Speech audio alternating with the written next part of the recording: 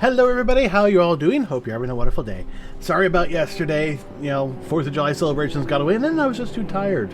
And I forgot to actually post stuff about it. Sorry. Alright, enough of that. We're getting into what we're doing today.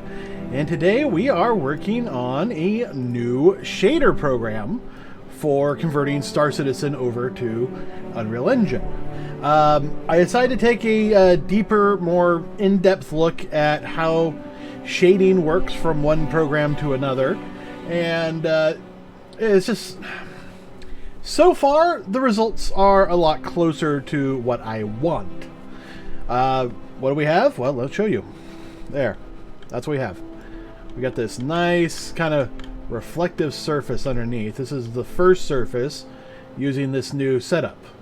Now there's still obviously a lot of problems with it, but, for a first pass, it's not bad. Yeah, let's turn that off. And you can see the brown stuff. That's the old method, while the silver stuff is the new method. So, one of the first things we're going to do, pretty much right this moment, is we're going to convert over this to the new setup. So we used to use this, M master layers, and hi Elena, how you doing? And quite frankly, it doesn't work. It definitely had some advantages, but it wasn't doing what we want. So I went to this new setup, which I'm actually using their nomenclature. So change that from layer material to hard surface, and it's going to. There we go. This should now be a lot closer. We still have stuff to do, but we can see we got this old primaries. So yeah, there we are. And actually, I'm not sure if I did that right. One second. Alright, that's the base material. We want the layers. Actually, I want to come in here to hard surface. Woo! Yeah, okay, so we want the empty ones. It'd be nice if I give default names to these. By the way, I don't know if you can listen. This music is the new Crusader music. And oh my god, it's just gorgeous. I mean, when I first heard it during the recent video they posted, I came to tears. It's just that good.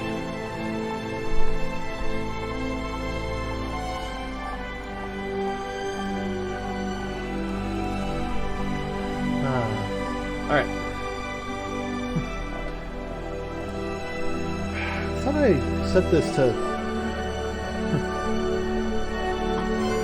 I'm not certain. They said they were going to get out of Evocati here in the next week or two.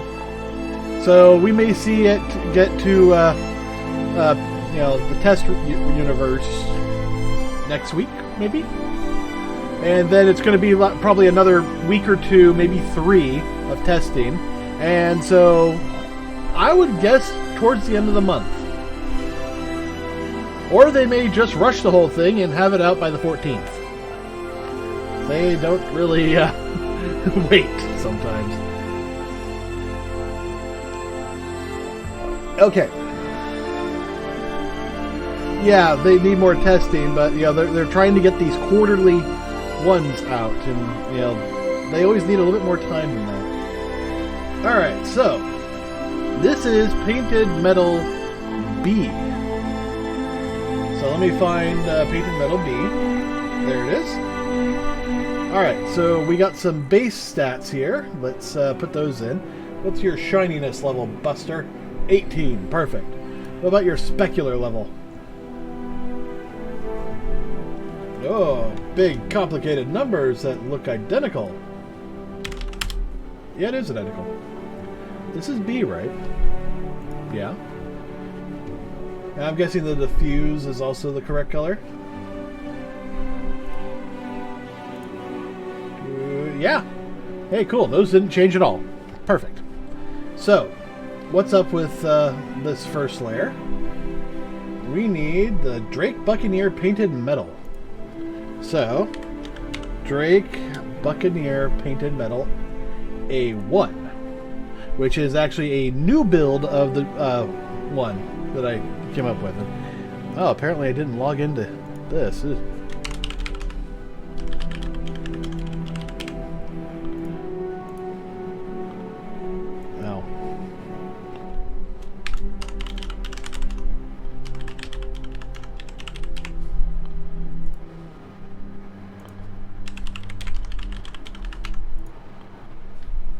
Okay, give me a second. I gotta pull my password out of my butt.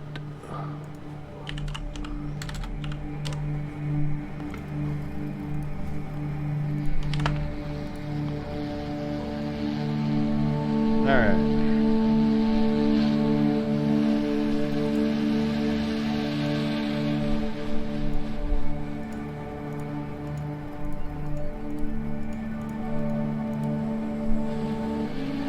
There we go. Now that's all fixed. Okay. So we have our material here. It's just got that first layer on it. What kind of layer options are we looking at? Well, tint color is one. And the wear tint.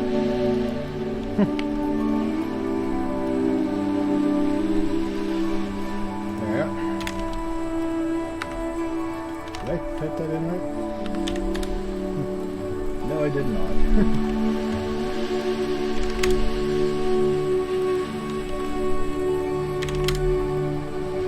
Alright, there we go. That's our wear color. And I don't think that there's anything else I need to set for right now. Except palette tint, but that's a headache for later. So we got that. And now this... probably the wear. Metal wear.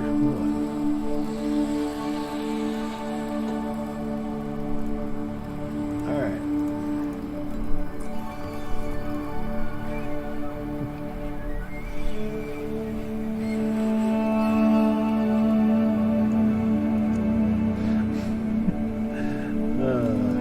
Alright, now for this, we actually do have a tint color.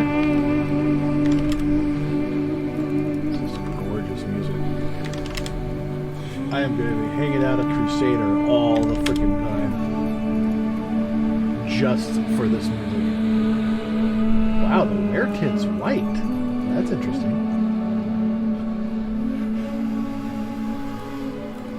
Alright, now, public materials.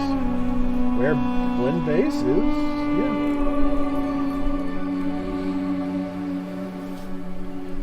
I need to, I'm not sure this is the right thing. Yeah.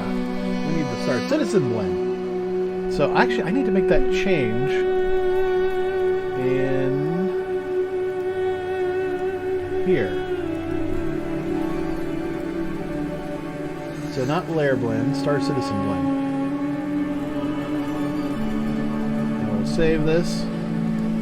So now we have our default layer saved, and fireworks! Alright. So, there we go. That's looking better. I mean, you know, the wear, not so much, but, you know, it is looking better. Yeah, painted metal B. Of course, now, I'm not sure why we're not getting the tint color in here, but we'll have to work on that. Alright, already that looks way better. Yeah, even though you can't really see a difference between the two.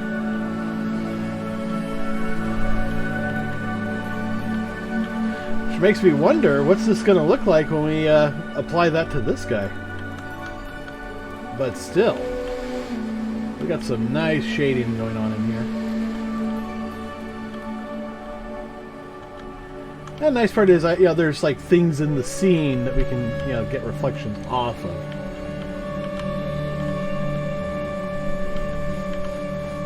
All right, so. Did I?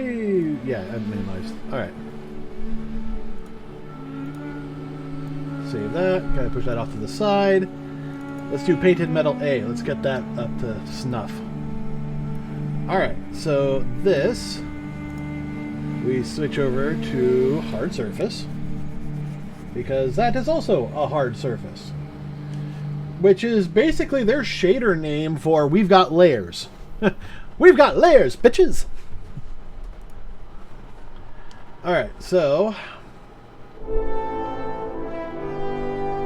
the shininess is going to be 18 again.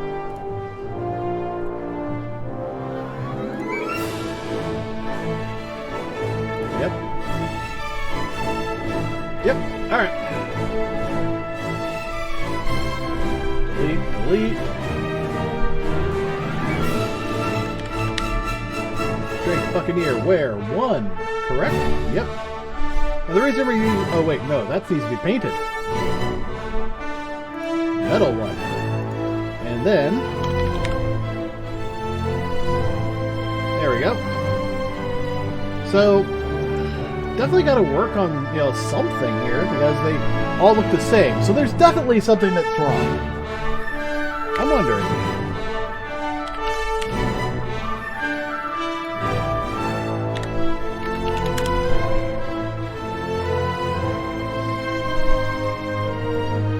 Alright, so that should hopefully keep things looking good.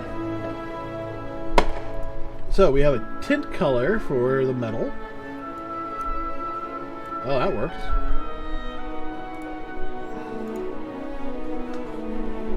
Alright, the tint is that. And the wear color... The wear tint's gray. Interesting. By the way, if you're wondering if wear tint has an effect, not really. Yeah, kinda, but not really.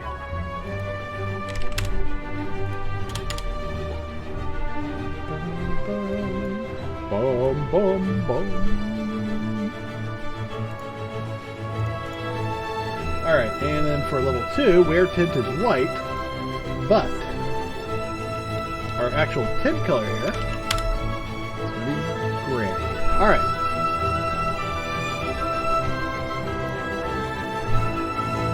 Okay, so there we go.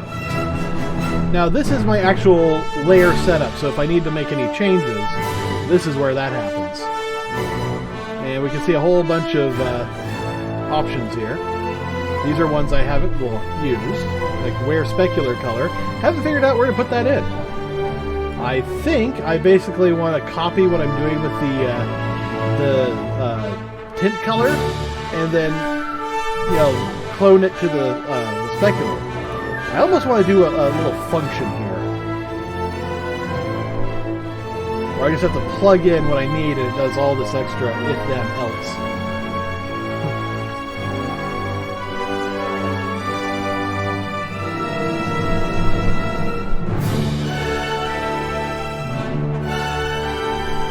Alright, so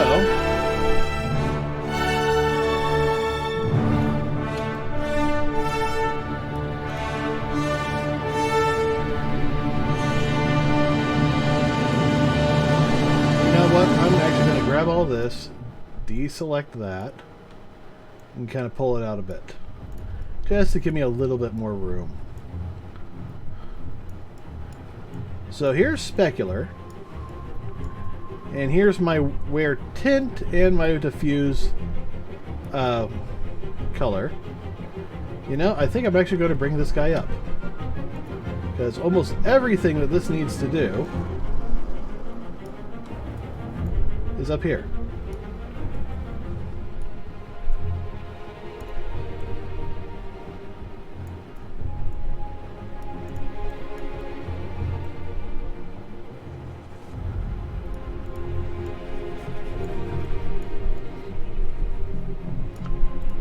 Okay, so here's our diffuse colors.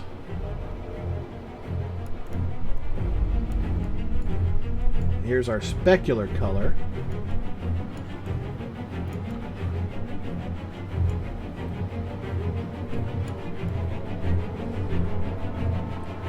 So let's grab where Specular Diffuse, and we'll copy that.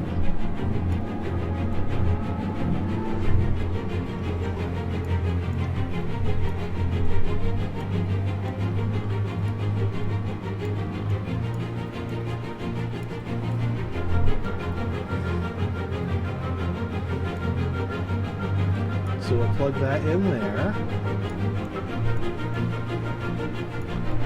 And then we need to do a multiply with that and the tint, the wear tint.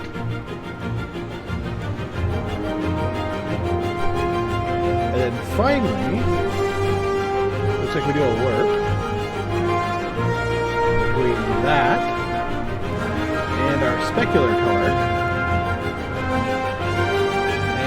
We're going to make that also our shininess? I guess that makes sense. And then that gets plugged in there. So now our wear color will actually make a difference.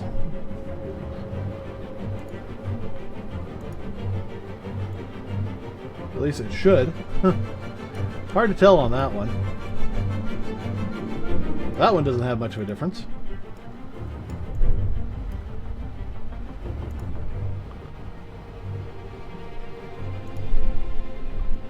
Alright, well, still not seeing much of a difference. But at least it's nice and shiny. Oh,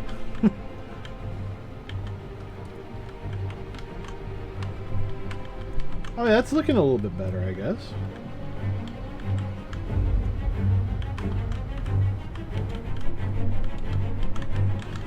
So this is basically our, go-to, but I think I need to quickly load up my reference. I grabbed a reference file.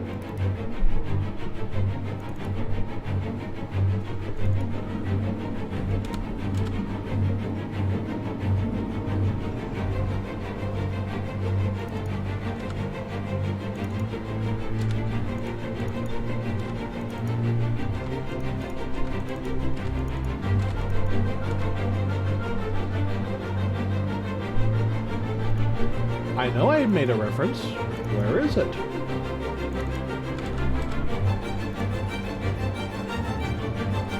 I guess I lost my reference.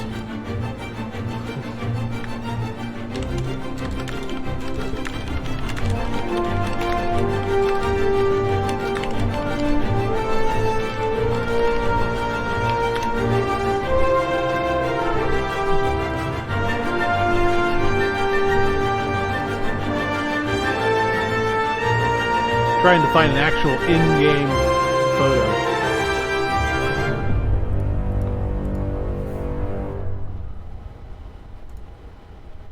There it is.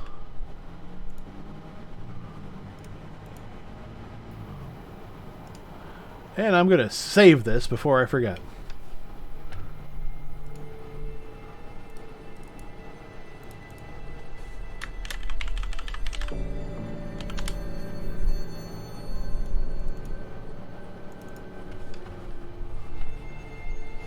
Yeah, where'd my mouse go? There it is.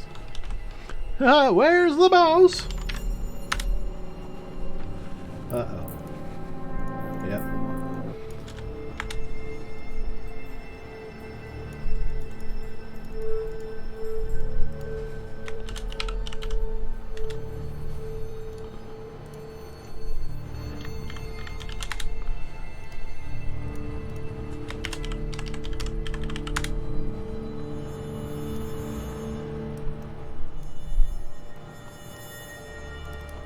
There we go. Alright. So, there's my reference. One of them, at least.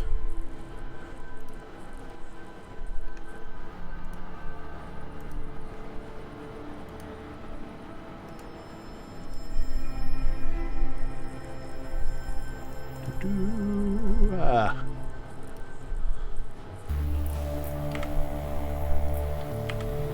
I mean, that's another reference. And between these two, I should have a pretty good idea of how things look. Both actual in-game captures, so.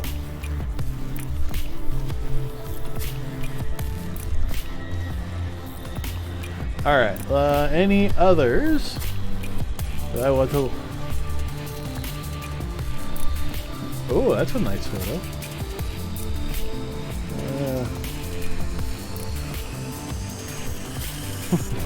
Okay, that's a Photoshop.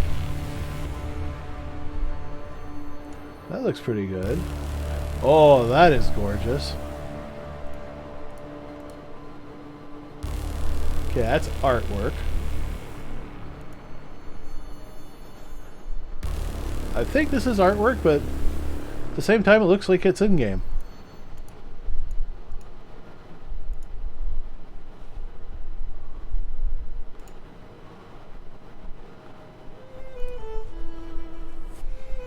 Yeah.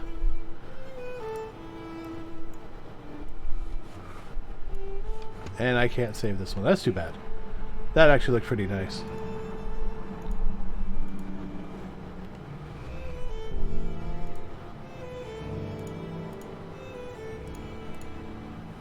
Oh, I like that one. I'm going through looking up for Buccaneers.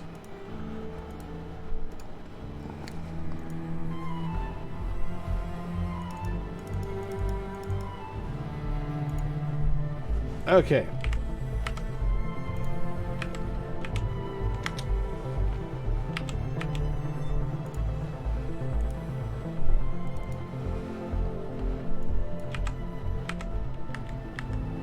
Yeah, between these, I feel like I can get a good idea of how things should look. So, we're looking for more of that kind of a look. I think we've got the metal part down, but we need to get it to more be like this painted look. So, let's see what's going on here. So, we have 3 painted areas: painted metal A, B, and C. Let me drag these to the front and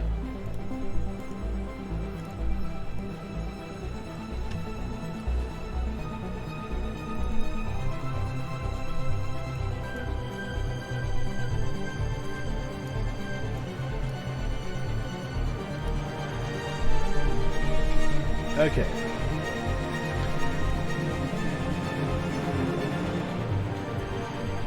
This is the base material. I don't need that. This is the layer. We're probably going to need this. This is wear 1. I don't think we're going to need this, mostly because a lot of this stuff is... Ooh.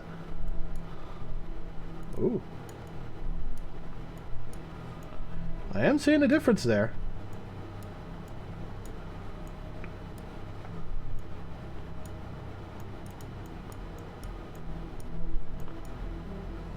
Not much of one. So I actually do need to update this. So let me grab my script for the wear. That's the one I'm on? Yes, I am. Alright. The Specular Color is... Actually should be that. But how's Diffuse looking? Yeah, it looks fine. Shininess, yes. Where Diffuse Color? Is that? Where Specular Color?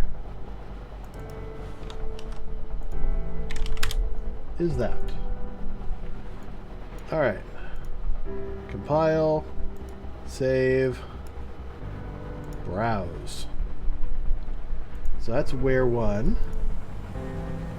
Let's come in here, which is just the metal, because that now needs the wear Specular Color.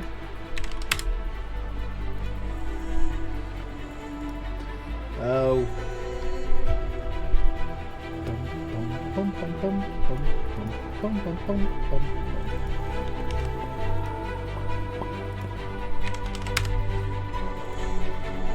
That's going to change how things look.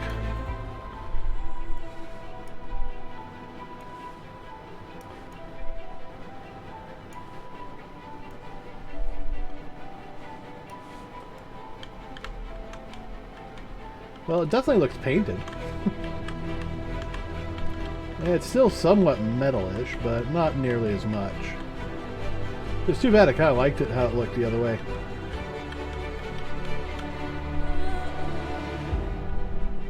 But if you ever wanted a white Buccaneer...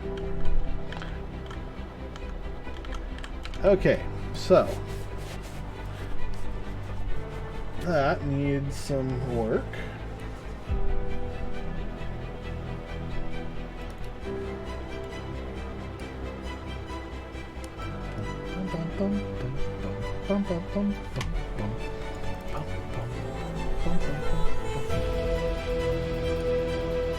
Okay, I don't think it's this shininess should be for everything.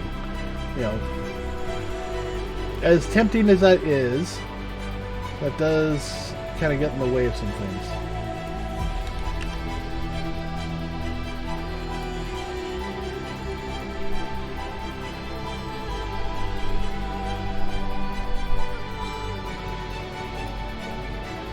Besides, a lot of these seem to be blended. Well, okay, that one needs to be that. And that one needs to be that. But that? You're lerping between that and then you lerp again?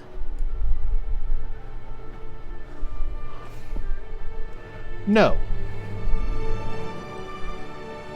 No, tint color in.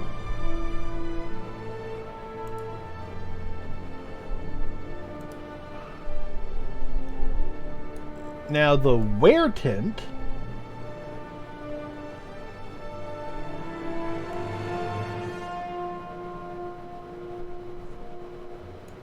that has to be based off of this.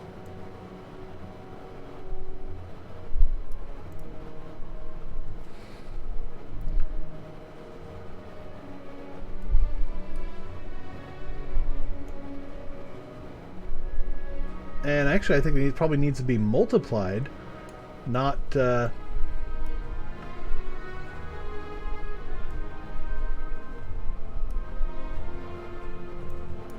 let's multiply that here.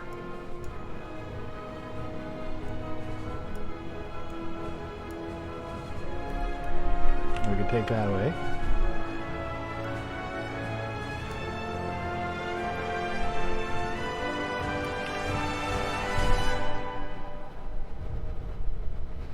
Alright, apply, save, and let's see how it looks after it compiles.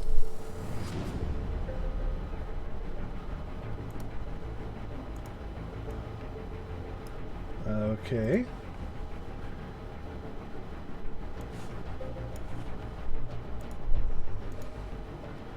Well, painted metal C.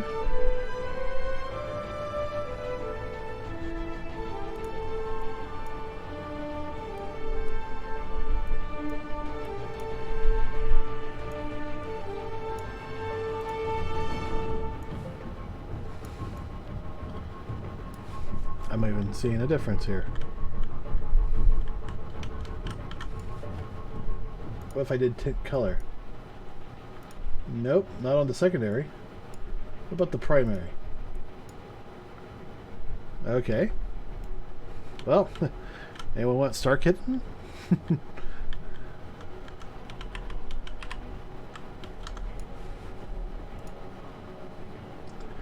Okay, so the layer properties of that.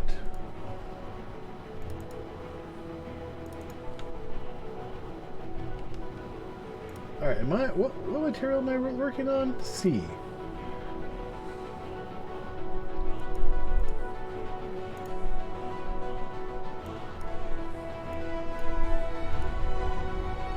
All right, C is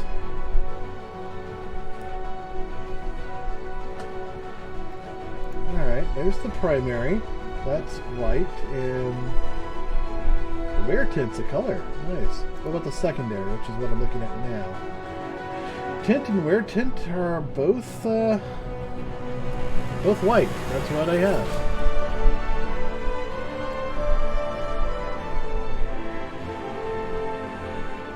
And then for this other one, tint color with wear tint. Yeah, that's all set. That's all accurate.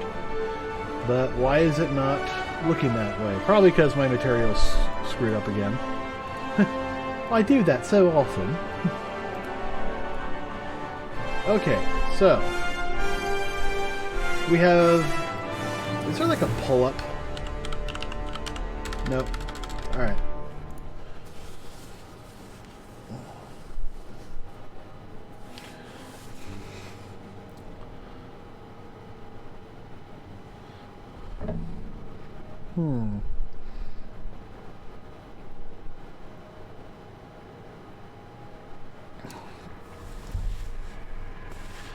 Alright, so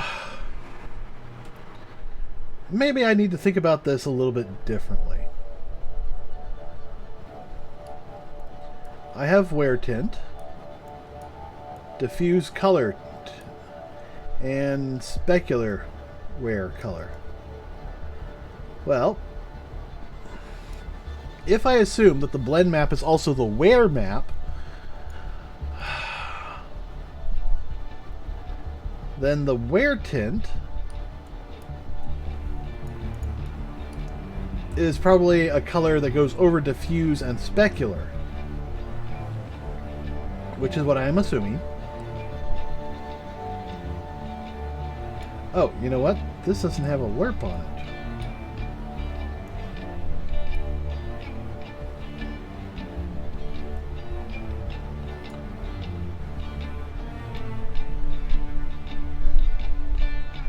What are you lerping between?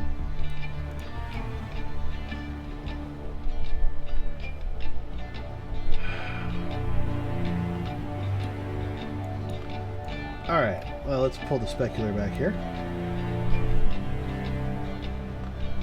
So let's work with specular first. Specular will work between this and whatever we plug in. Oh, it looks like it's multiplying. Oh yeah, the wear tint. So, and then we'll lurk between the wear tint, or maybe the wear tint needs to be on top of everything.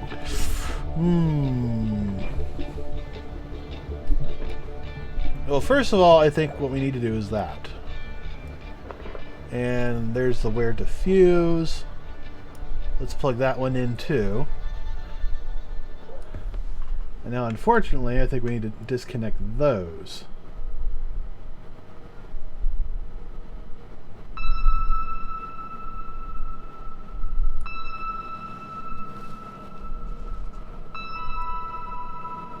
And no, I don't want to multiply that. I want to overlay. Blend overlay.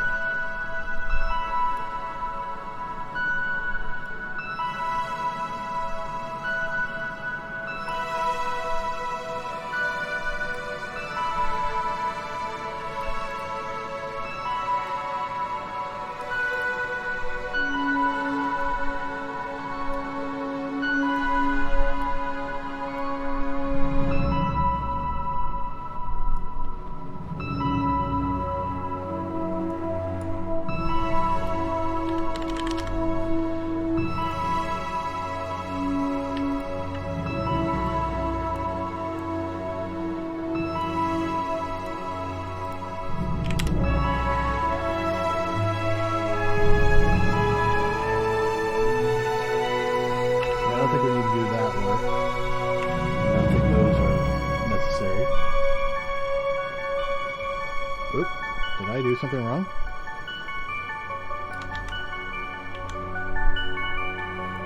Yes, I did.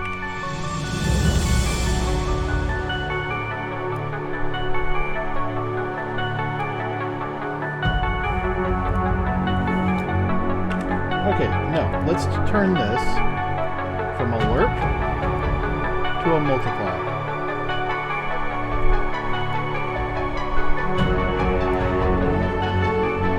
And we'll do the same here.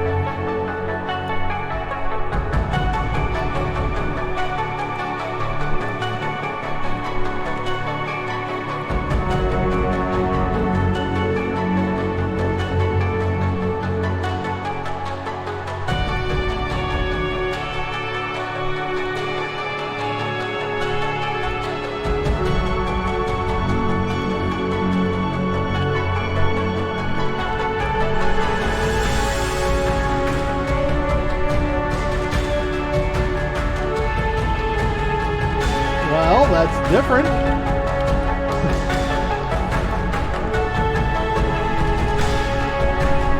I mean, it's still not that kind of gray we're looking for.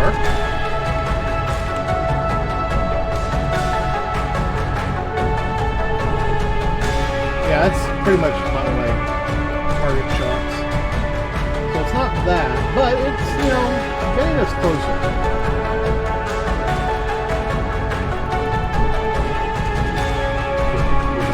Slide so I can see it. Alright, so probably not blend over. Let's just...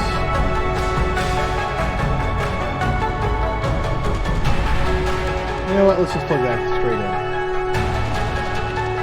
Screw Specular.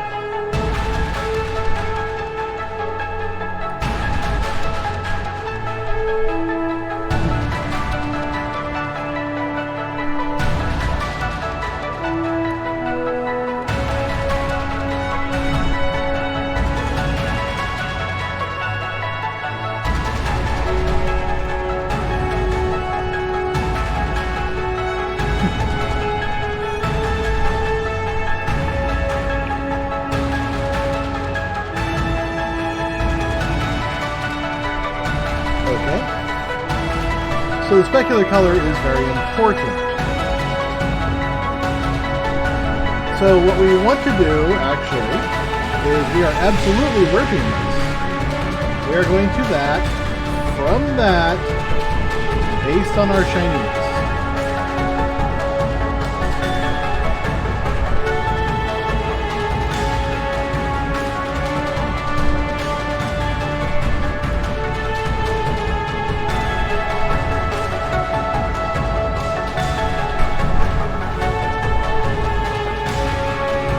That should probably be based on the inverse of the shininess. Because if you're at 1, that means, oh no, your shininess is at 0. Then that means you're going to be using the specular color. Yeah, that's right. That's right.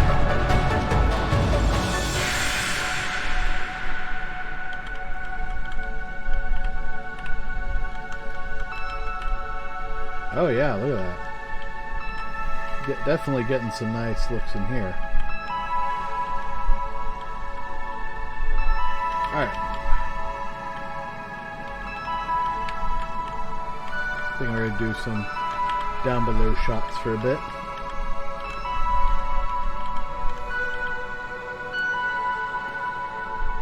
Okay.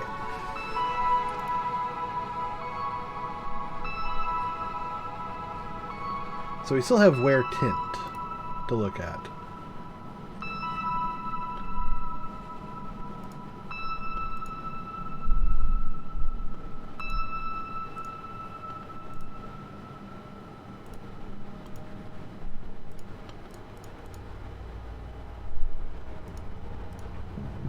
You know, let's take the shininess and what happens when we just put it at 0.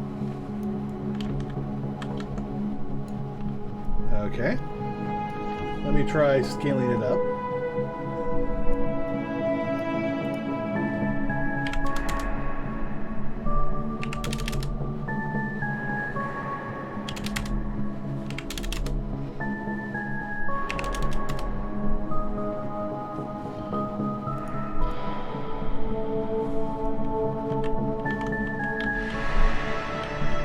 Okay.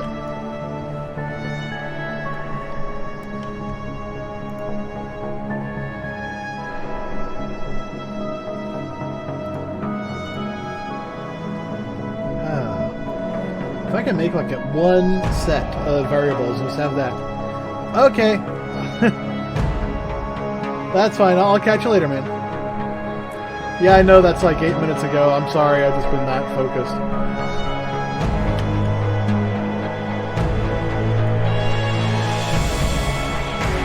Alright, so we still have some, you know, public variables that we need to get to. I mean, I'm just now noticing that there's some vectors, there's some setting here that I somehow missed. am I looking at something different? No? Do these the public parameters? Yeah, these are the public parameters. How did I miss these?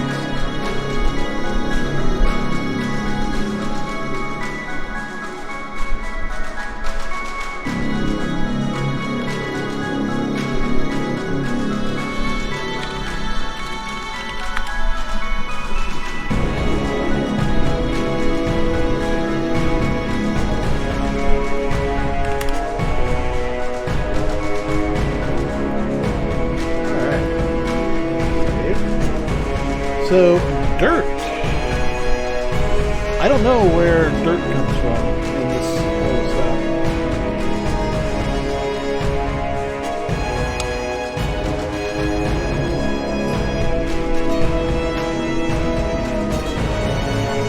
I don't know how I'm going to specify a color for it either. Well, I'll just do this as a default color.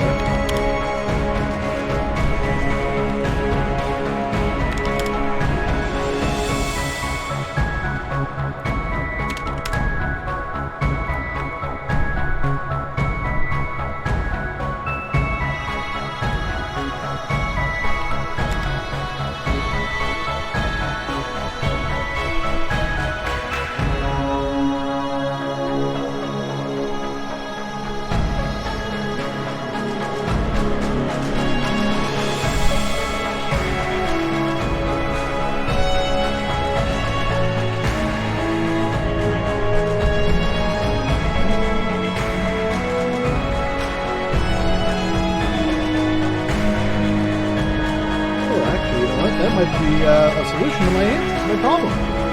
Inside the thought. At least with Diffuse Color, their colors are so dark that they're taking into account the difference in specular brightness based on the shininess. So what I need to do, take this, divide it by the shininess. Now their diffuse colors should be a lot brighter.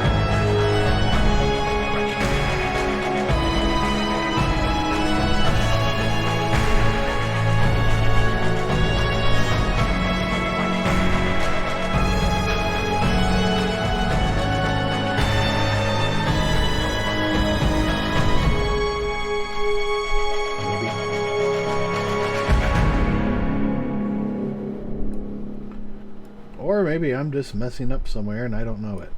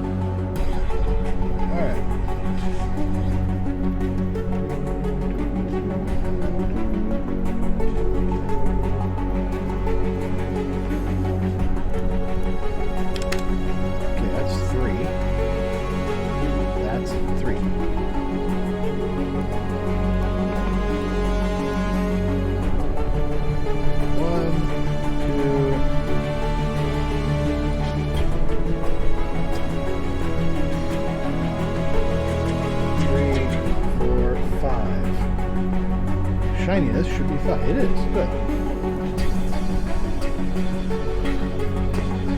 And we're just going to say opacity is 1, because I have not seen it different.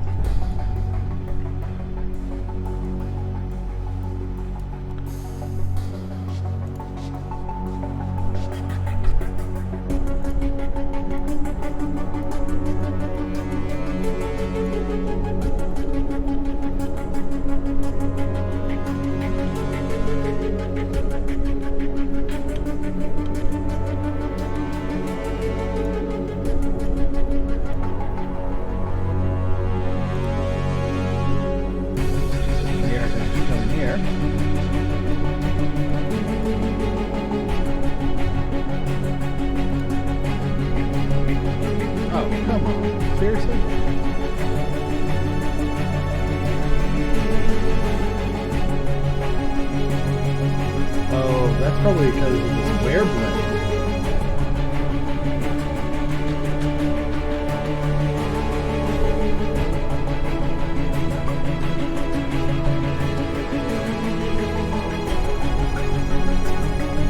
Wear blend base.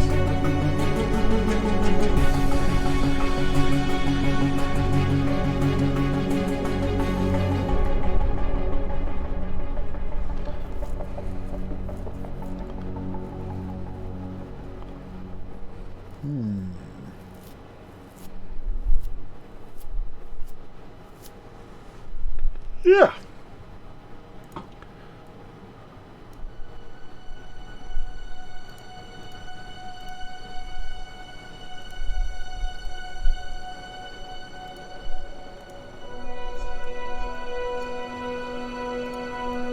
Huh.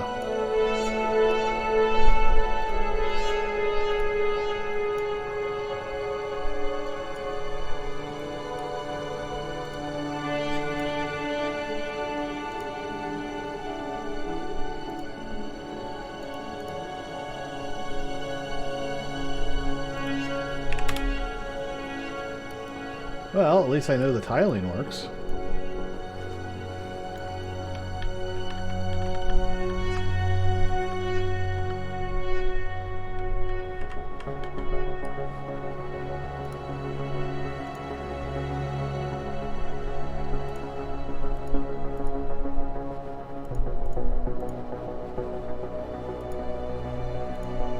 Alright, we're Diffuse Color.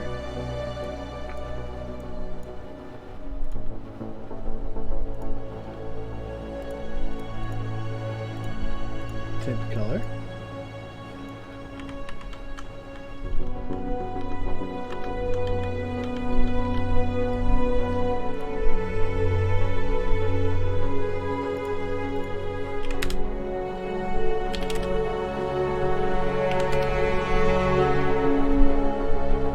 Okay.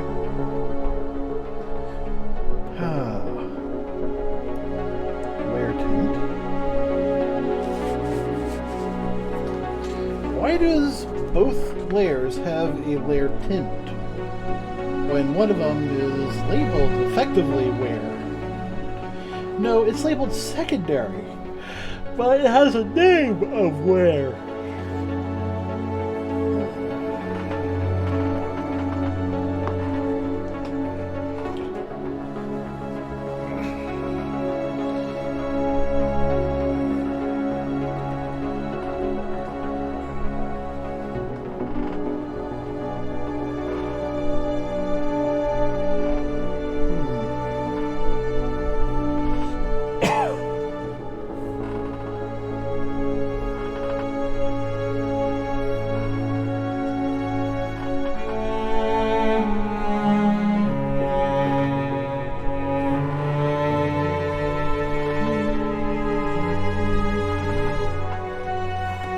Alright, so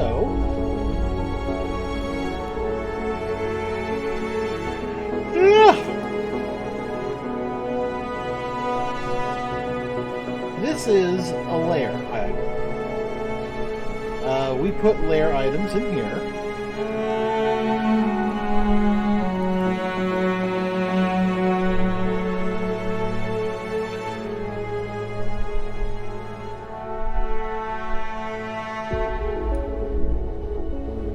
Okay, that looks good.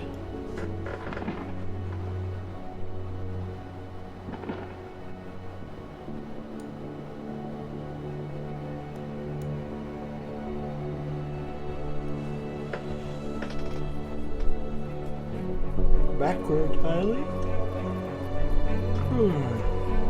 Damage tiling. Secondary layer height bias. Wear mask secondary layer.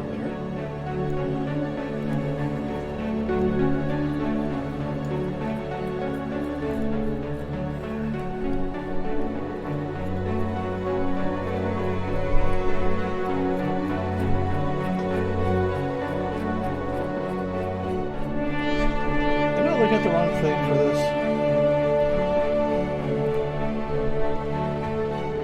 Yeah, yeah.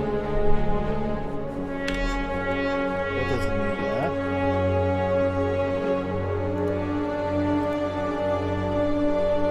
Okay.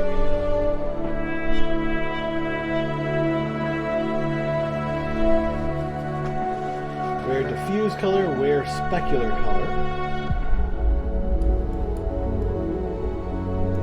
Where diffuse color, where specular color. Where glossiness. So now we can modify this by our blend/wear map.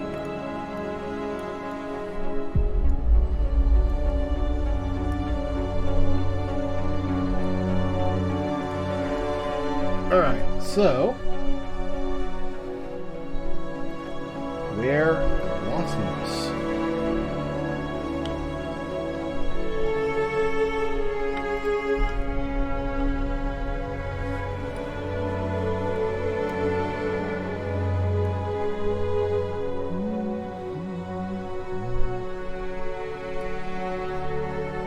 Alright, well let's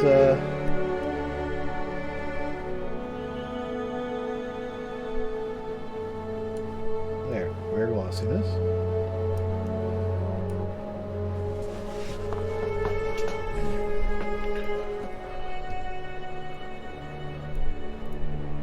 So we're going to take our wear map, multiply it by wear glossiness,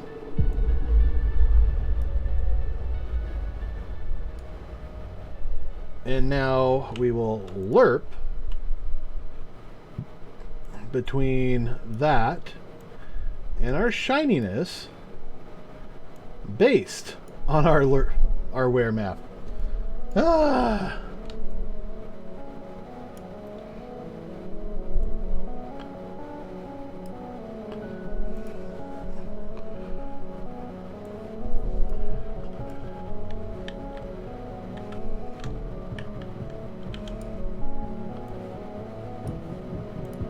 Apply.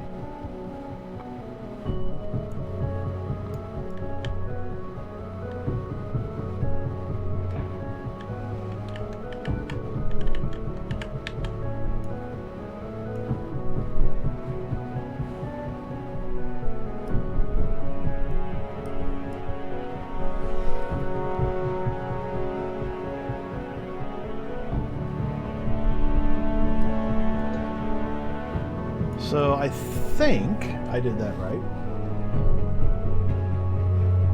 No, we don't multiply by that. We just say straight up lerp.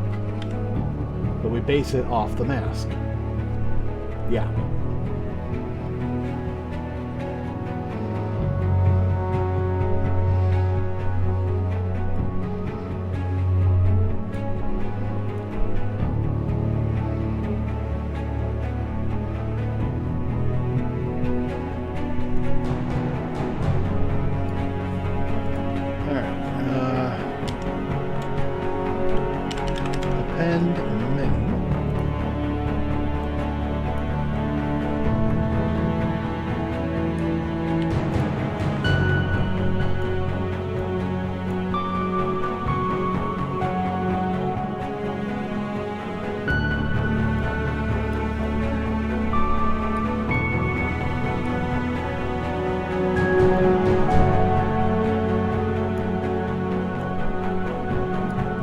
Subsurface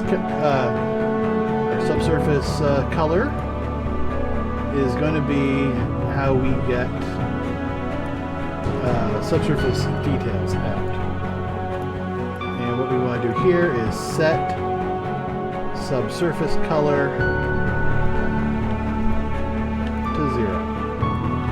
We should not have any. But we can use this to get out the blend map. So we could do grab subsurface color, component mask, just the R channel. That would, in theory, get us our top layer mask.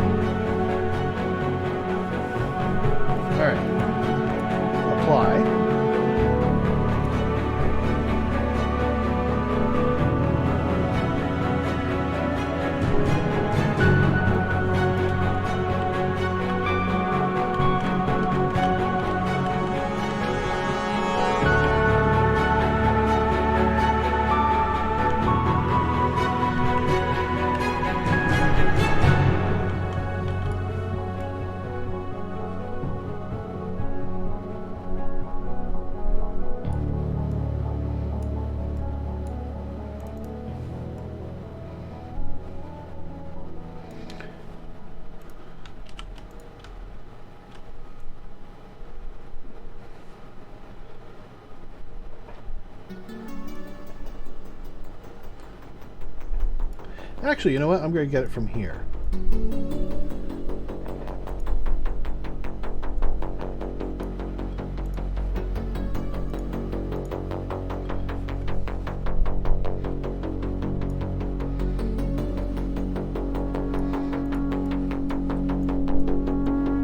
So from here, we actually want to get the blend map. So yeah, here we are going to component mask R and use that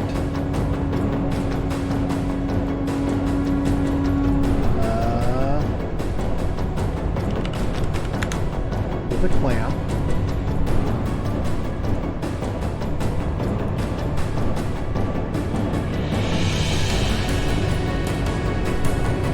See if that works. That was too crazy.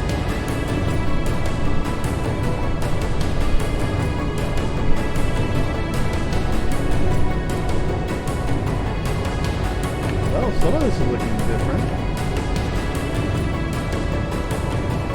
How's that looking? There it is. That actually looks pretty close.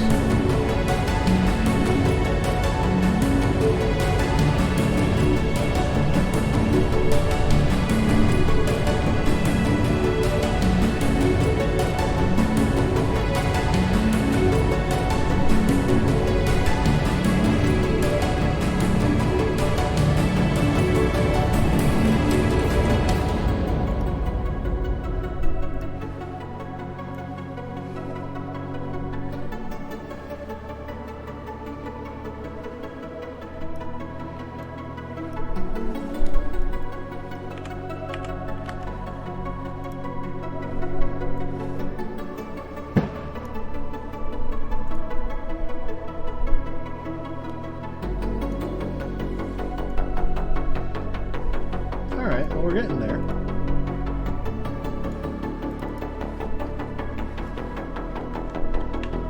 Okay, so it may just turn out to be a blend issue that we've been having. To test this, I'm going to disable the secondary layer on the C hole.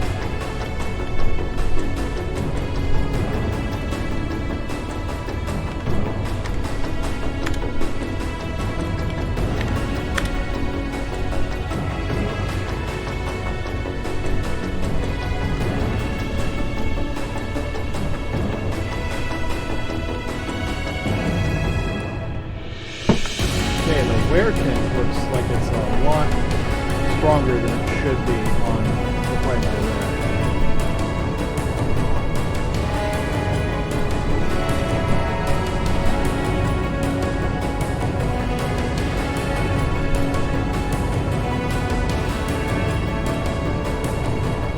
Okay, so let's see if we can't figure out what's going on with that.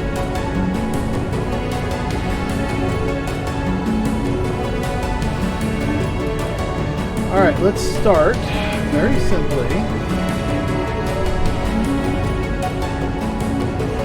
Wear diffuse color. What's the wear diffuse color for, what is it, A? No, it looks like C. It looks like we're doing C. Alright. Painted metal C. The layer wear color.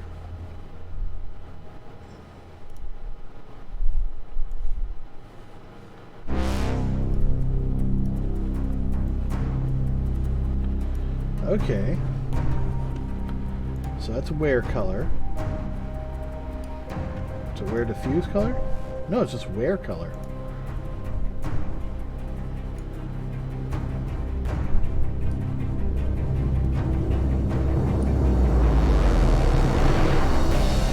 Wait, where's wear color?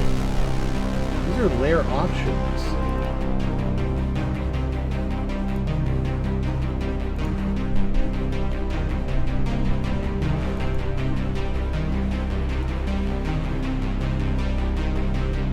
Color tint, and this is. Alright. Diffuse coming here. First it gets tinted. So tint color.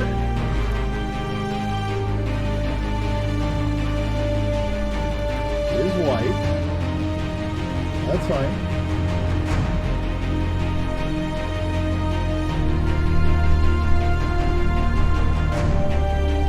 Where's wear tint?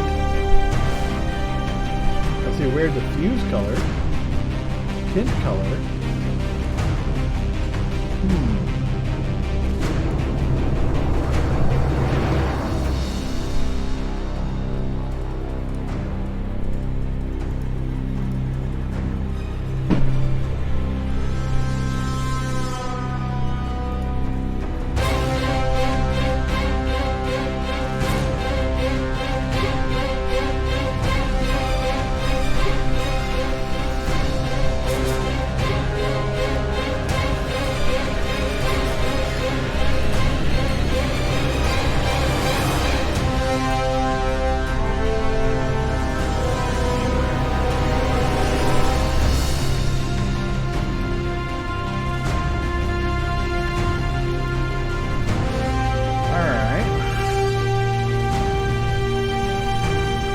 Textures, there's specular.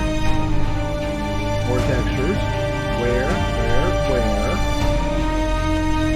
We need tint color and where's tint color and where tint?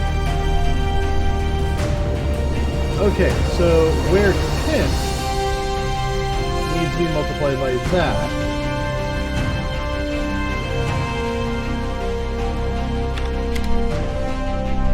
Let's multiply that to that. There.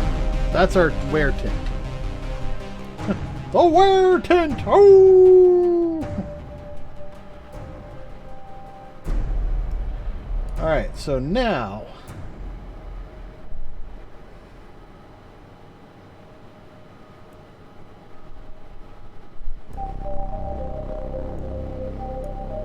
wear diffuse color.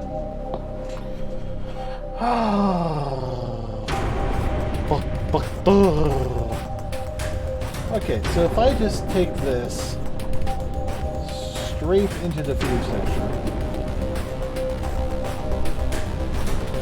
we should get pretty much the blend texture, but with color.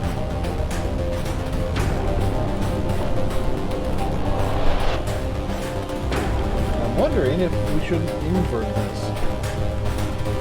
Because I'm seeing it right here. But we're trying to get that, so... yeah, I'm going to invert this. Invert there.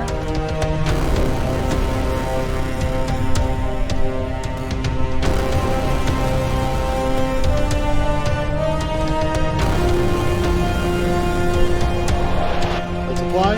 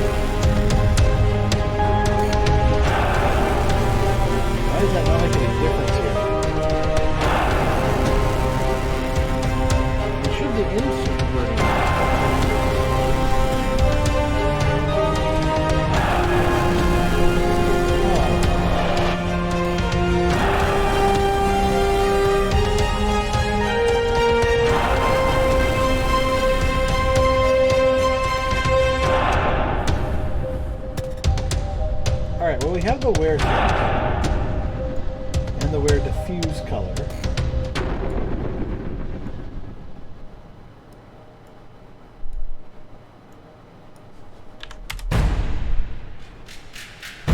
You know, I completely forgot to put the weird tint in the specular channel.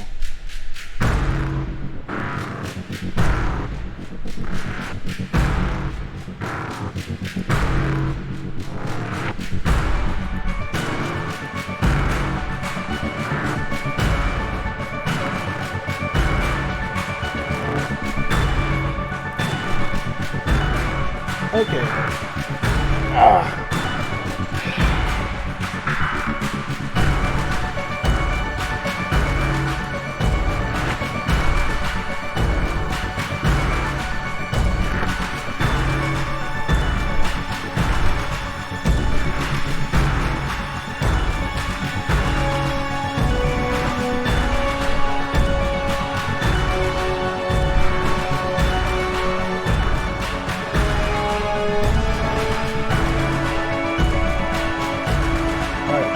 Color.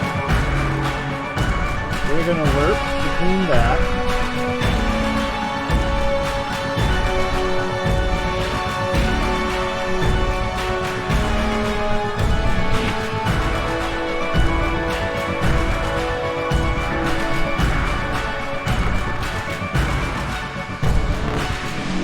and we're going to use this inversion matrix, or maybe that just needs the normal matrix.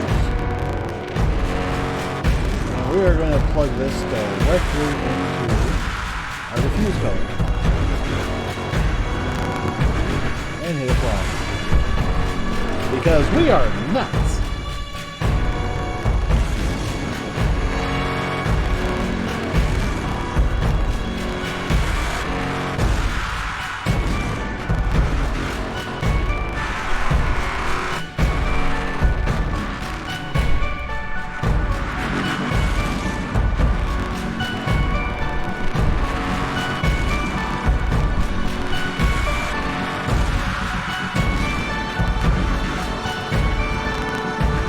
Where's this coming from?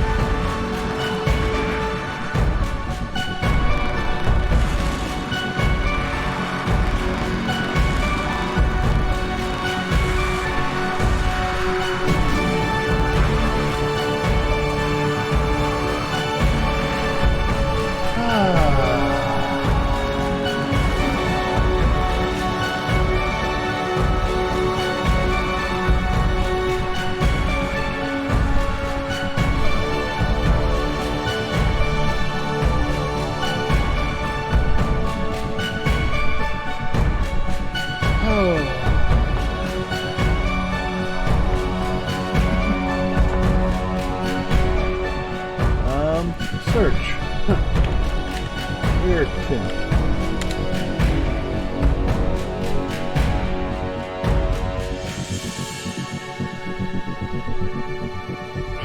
All right.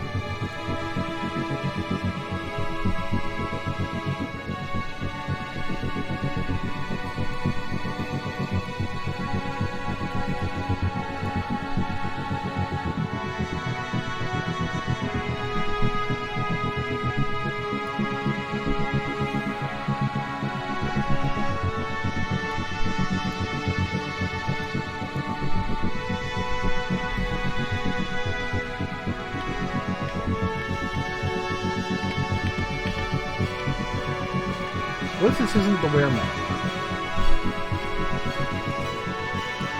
I mean, I know this is the blend map, but what if it's not the wear map?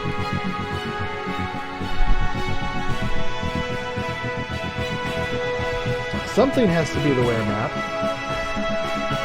Because sure as heck not what we used to. Unless they're doing some sort of magic in the middle that,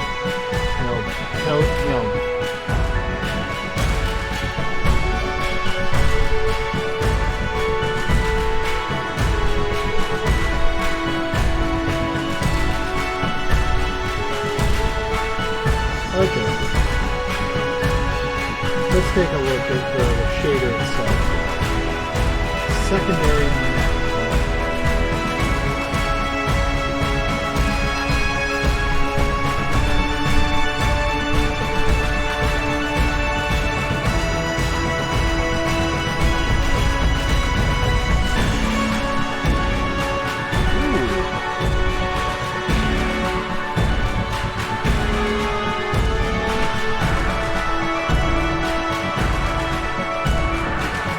Oh!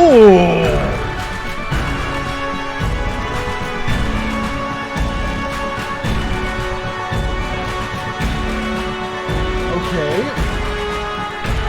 Work colors. Use secondary layer. Property secondary layer. Expensive. Blend a secondary layer with a max height in areas with wear. Now, looking up here at the wear layer, blend a different material for the wear layer instead of just tinting the primary layer. They tint the diffuse color with the wear color.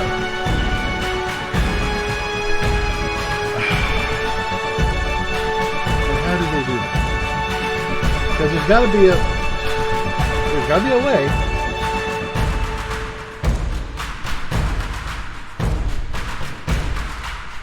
Well, first of all, let's just plug that in.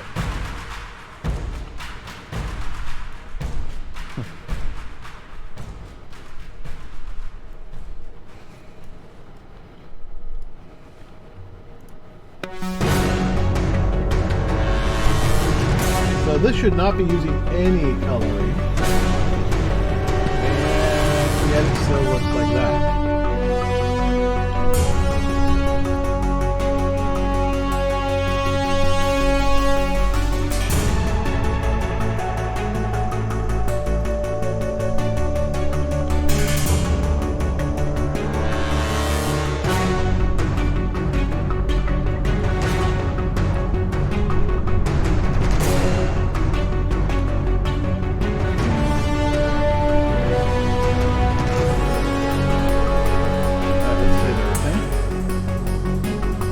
So we're not top of our pants down again.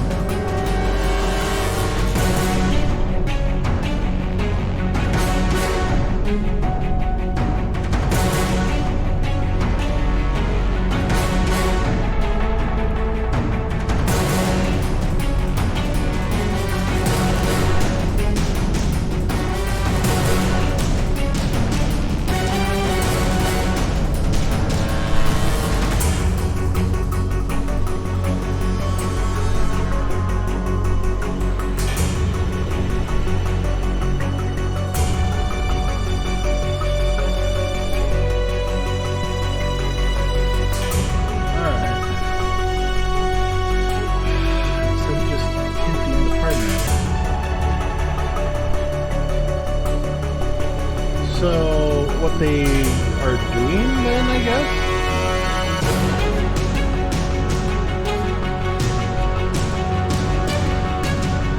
Oh, I think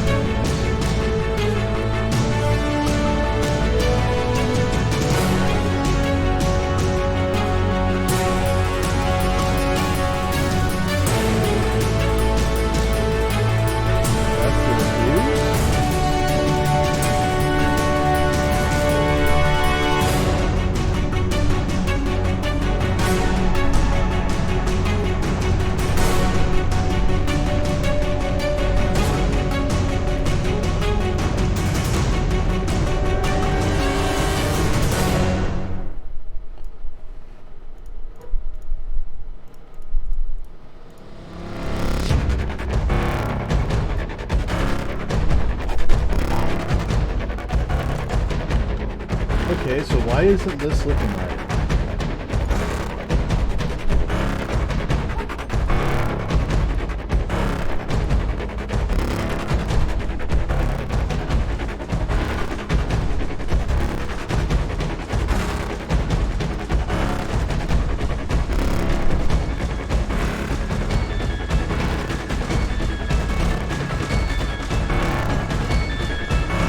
Well, at least that one looks right.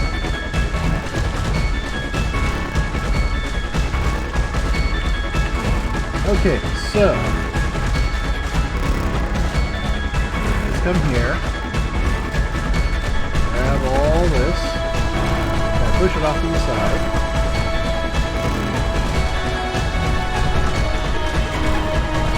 Grab this, bring it back down.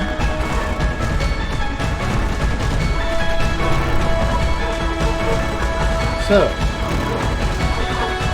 to create the wear map, they take this,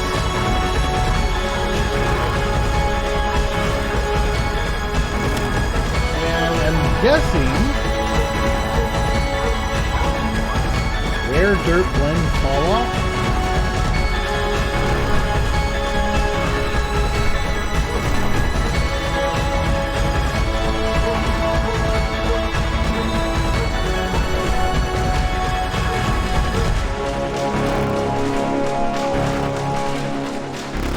Alright, let me bring up the texts. Alright. Where dirt blend fall off.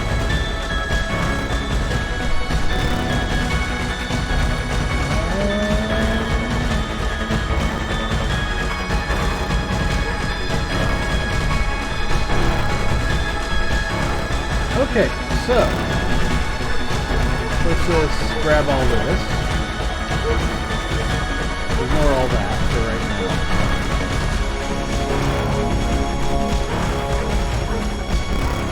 Wear diffuse color.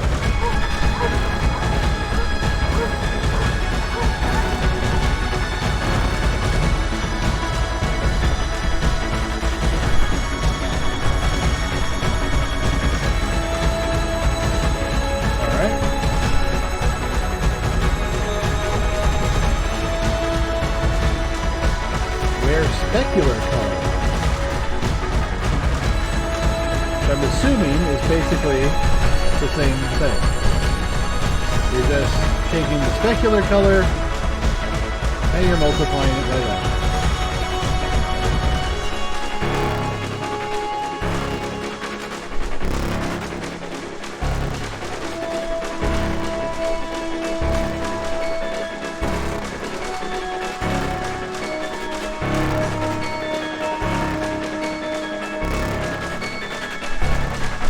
Okay, so this will go off to specular. And if we have a specular map, I need to use that rather than, well, this. But for the diffuse color, we now have the color for our wear map. So put here,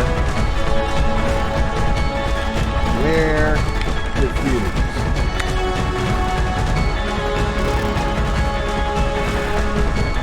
Wear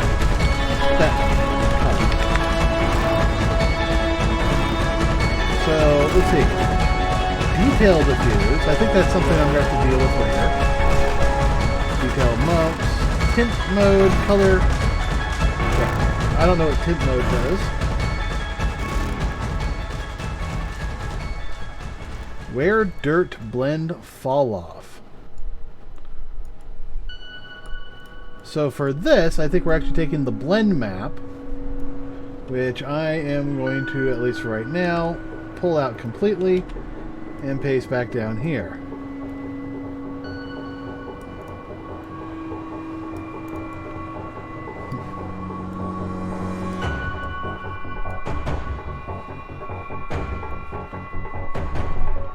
I'll just plug that in just so we have access to it.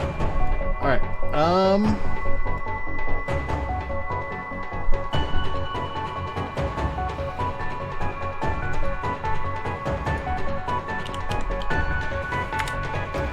let's do a power node on this.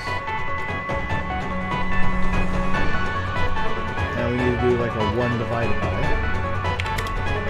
or a 1 over.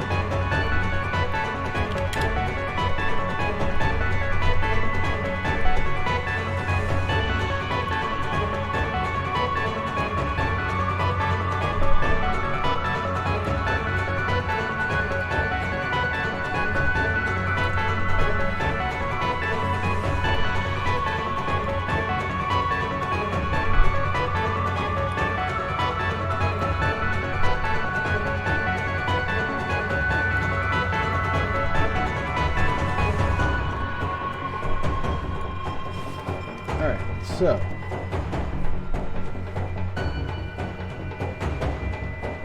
detail diffuse, palette type, UV tiling. I think I have the UV tiling. And layer tiling. Why do they have two? I don't know.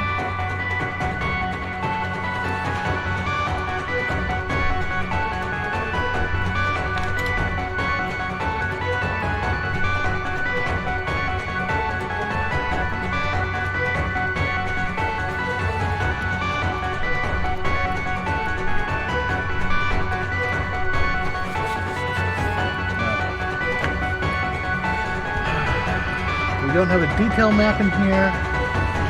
Height scale, height bias, wear gloss, gloss multiplier. There's a lot we gotta do here. But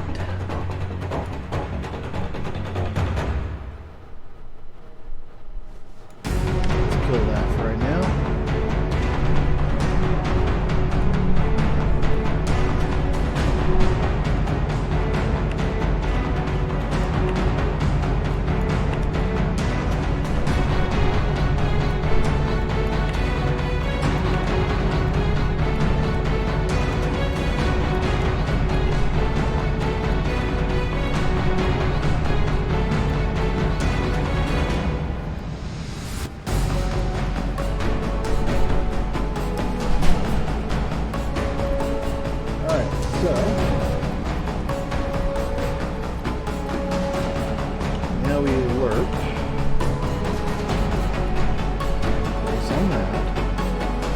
High values will be our wear.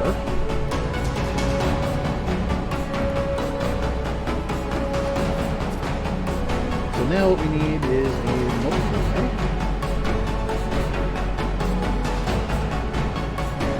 This by tint color into the work, and then multiplied by diffuse color.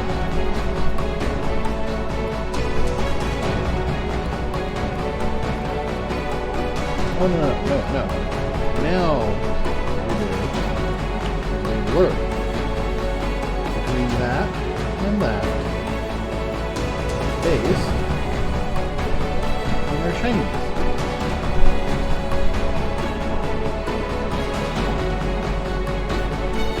And we might actually want to do one minus. So the shinier, the lower to zero, the higher it gets, the closer to that it becomes. Alright, diffuse that.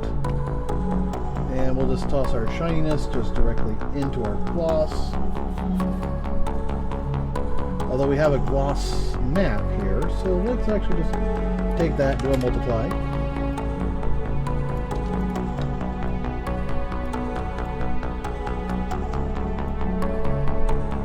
I'll take that in.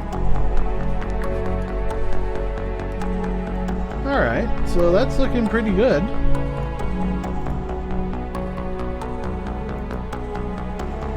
Save that, and let's see what happens. I don't think much is going to change. Yeah.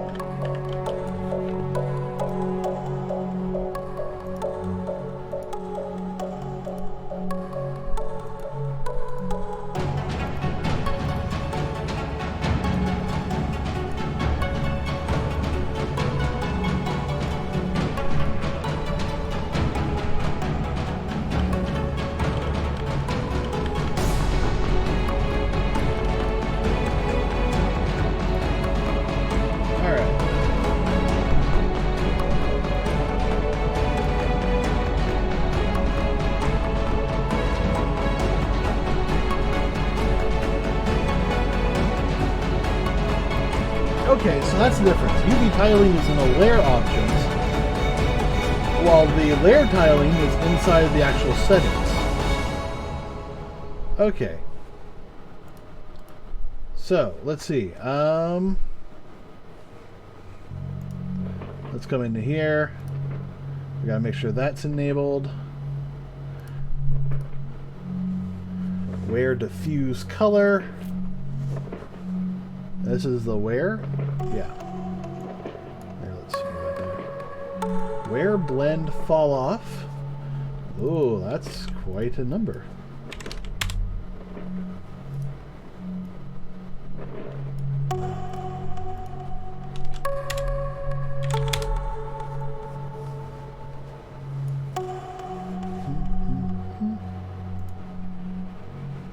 apply, save, save.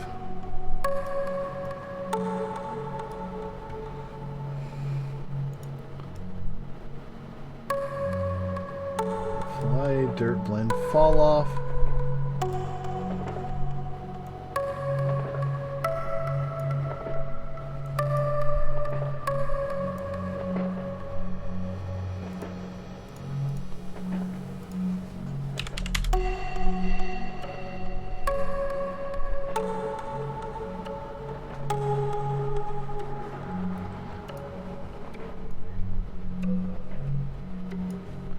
I'm not seeing a setting change here, so.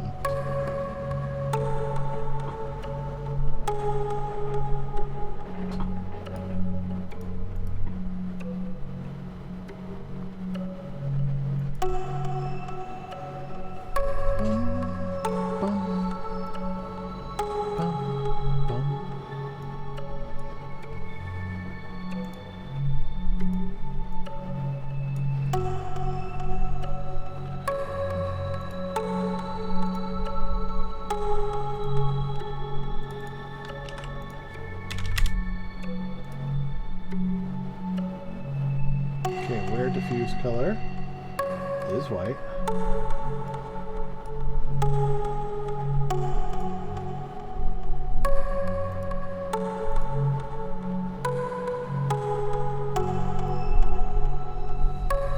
Alrighty. I want to make this look good. I don't know what it's supposed to look like. Oh.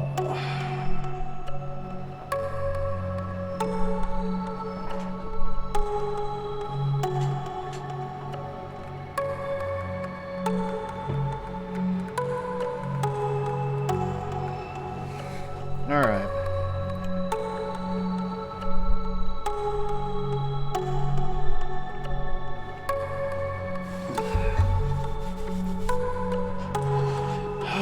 Detailed diffuse, detailed tiling, all those are standard default settings.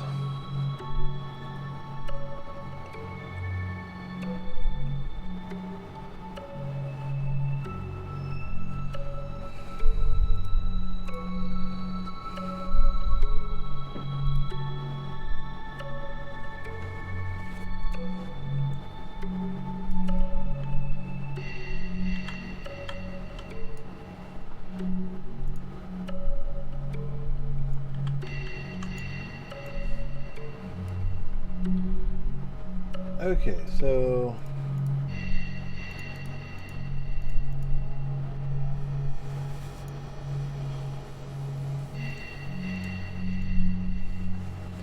all I can think of is that somehow the blend is causing that color to show up because it should not be there.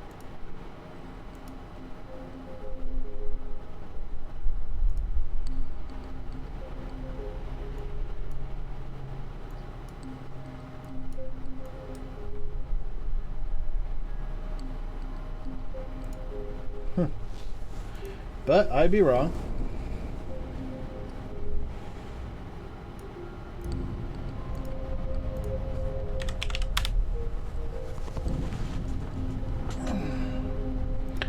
Alright, let's check. Diffuse is fine, specular is fine. We got the textures themselves, those are fine. Public options, where diffuse color? Alright, well that definitely makes a difference.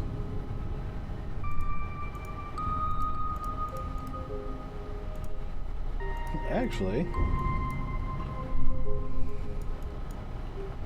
that's kind of neat. And then we have the tint color.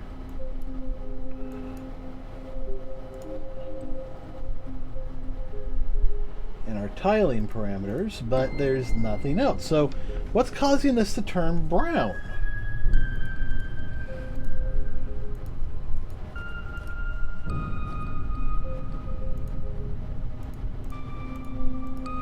I mean, there's nothing here that should be causing it to turn brown. I mean, it should look like that. I don't know why it's looking like that.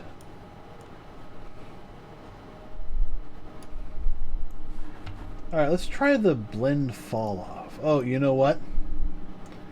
It may be something to do with the actual settings of the layer. No, it's not. There's definitely some brown in the secondary layer. What if I remove the secondary layer? Like, delete it.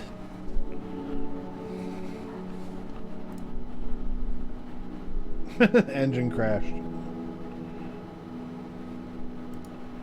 Alright. Wow. That's something. Good thing I've been saving periodically.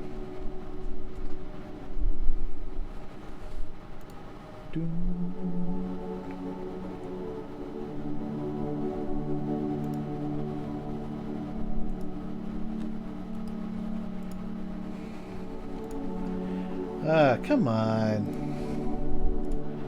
Close, damn you! There we go.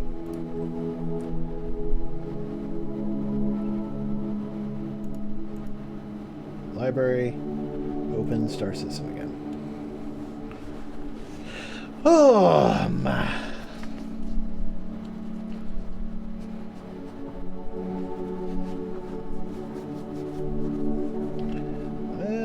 If you're going to restore. Nope.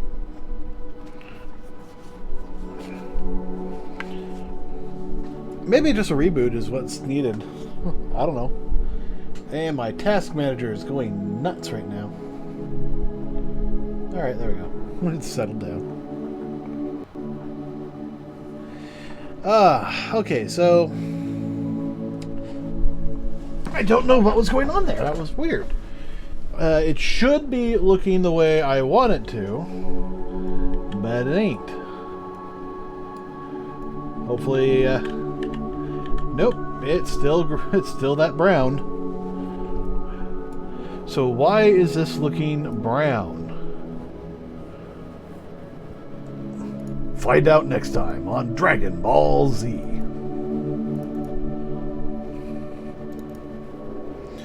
I don't want to watch next time. I want to find out now. Okay, so diffuse color doesn't make that big of a difference.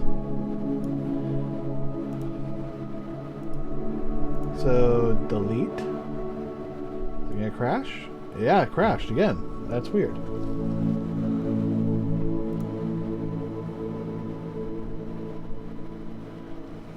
Okay, so I think what I'm going to do is I'm going to try clearing the material so there's nothing in there. Wait, relink?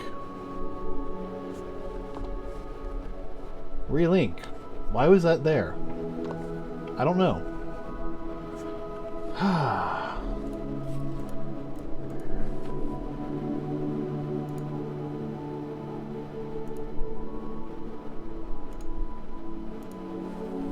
Alright.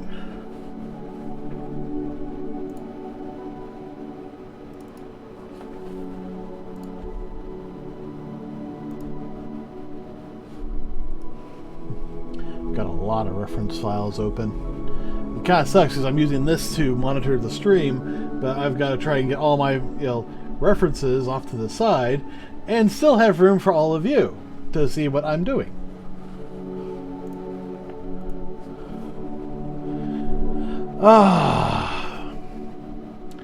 This is a headache. It would be nice if I had somebody who actually knew what was going on to help me. But most of the people who can are just like, oh, well, just use V-Ray. And I'm like, I can't. I need to actually convert it. I don't mind if I would have to actually convert it, but, if I can enter their information and get their results, that's the dream. But we're not getting that. Alright. Objects, spaceships, ships, Drake, Buccaneer, materials, Open that up. Cancel. Alright, so something here might be causing the problem, so clear.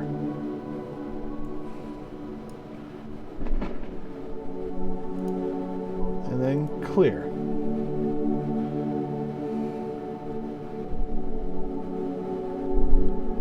Save.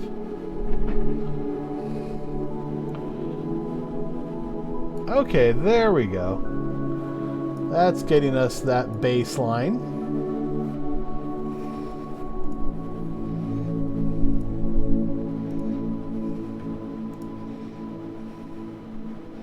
So yeah, something in here was causing a problem.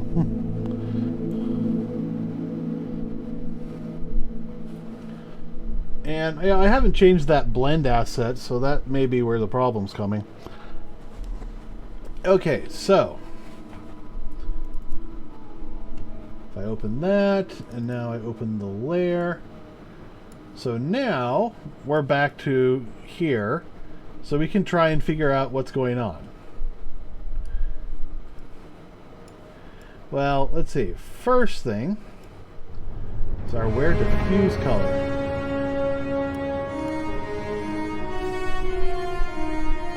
Start previewing node.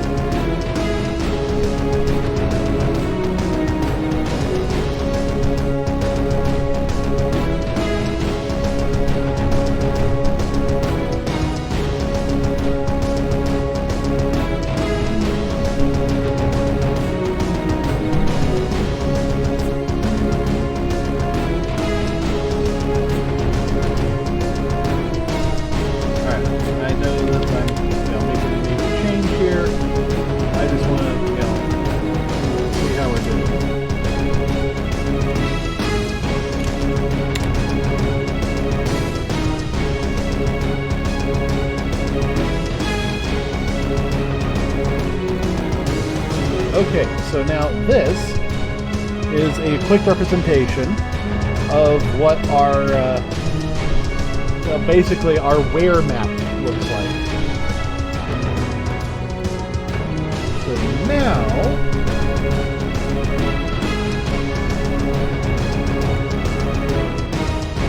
let's preview this.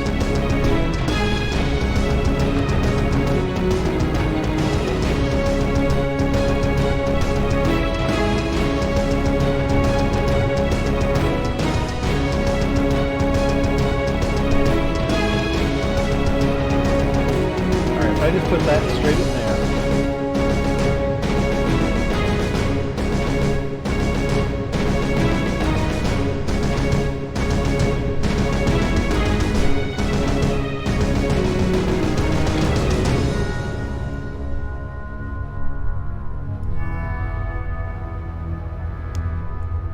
That's not bad, actually.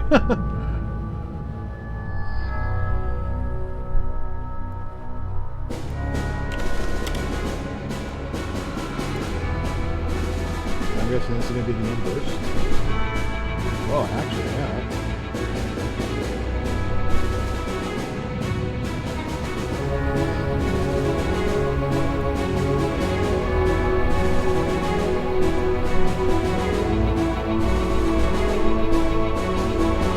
Alright, so now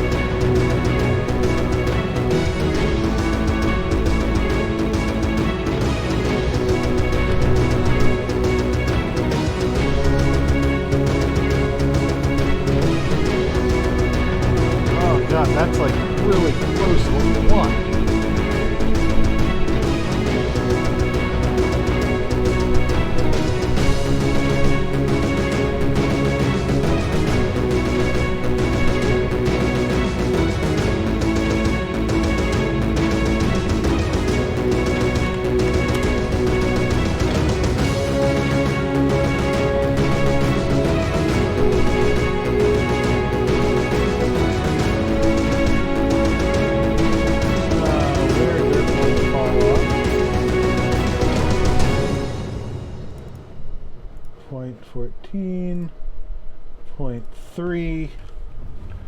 How does 0.3 look?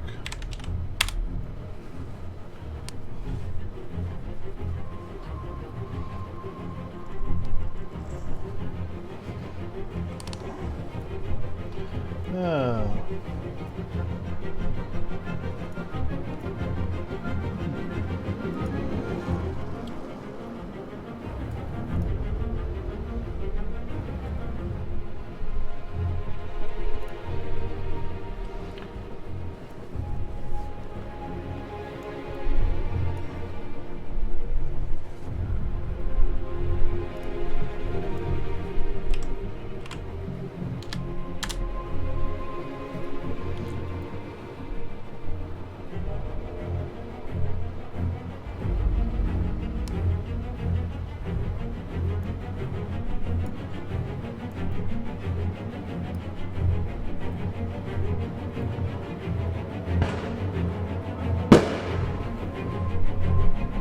Setting off the big works.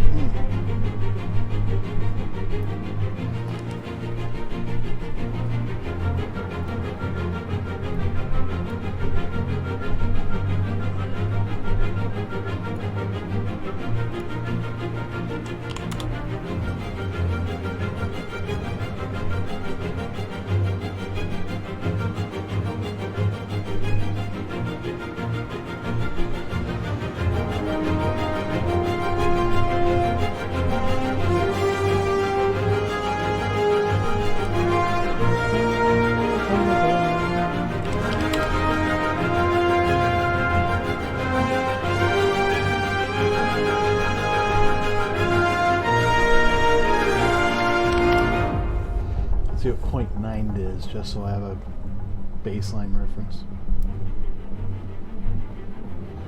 Okay.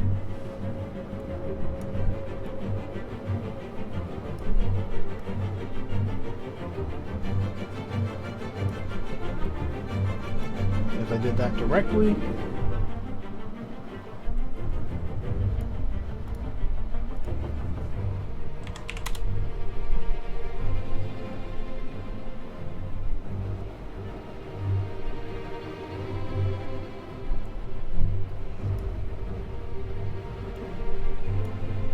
I'm not sure if I should do this directly or not, because inverted seems to be a good setup, but even at 0.3, it's still not quite as pronounced as I would like. If I go to 0.1, that's going to be even worse.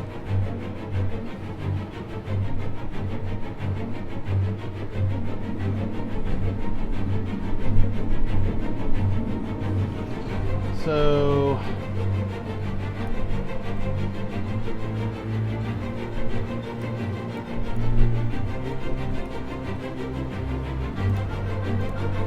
where dirt blend fall off? Alright, let's do a search.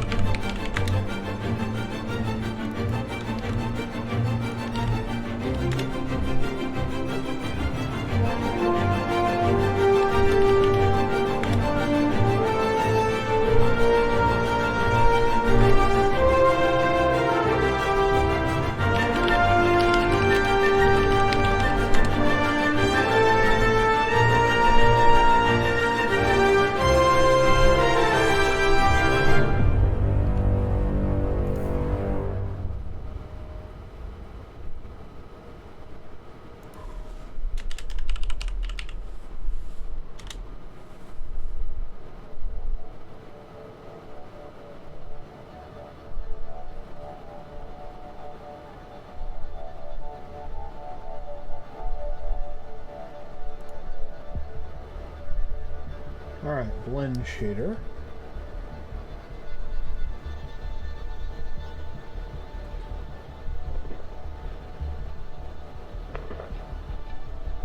changes the overall blend factor. Use this to fade in and out of the blend layer. That's the blend factor. The blend fall off specifies how smooth the transition is between the layers should be. Use a high value for a sharp transition. That is the information I needed. So,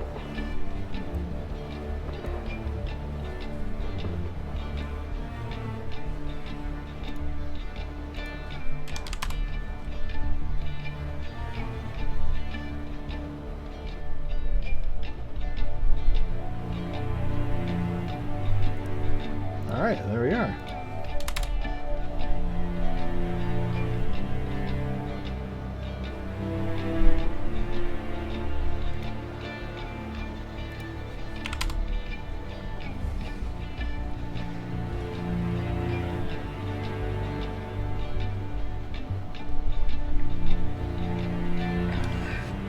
Alright, so leave it that, remove that, remove that. Hide that. Copy, paste. Oh, actually, no. Stop previewing the warp.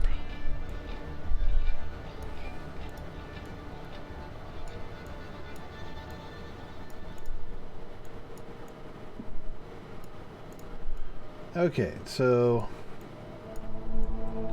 we have these. We need to multiply that by that.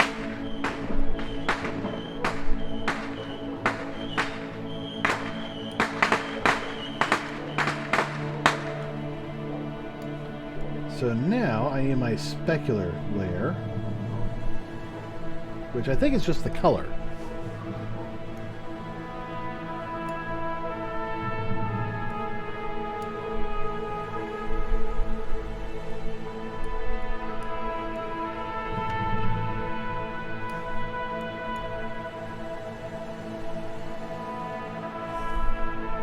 That down there, get rid of that.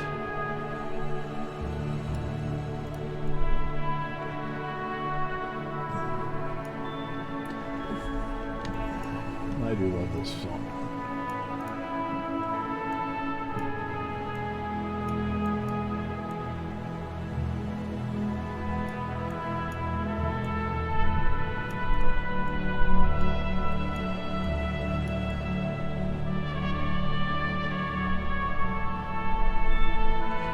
I don't think tint color should affect specularity,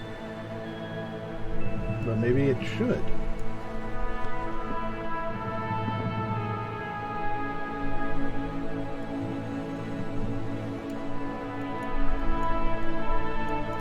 Well, if so...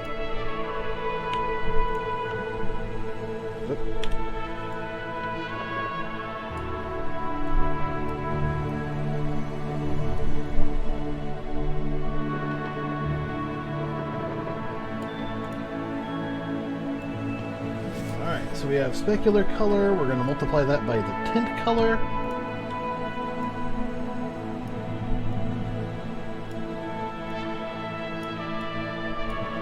And now we learn between that,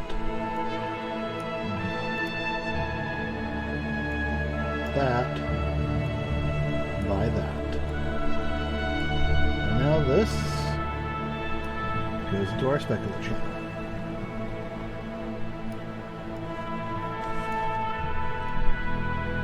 Gloss is just fine, although we are going to have to make allowances for the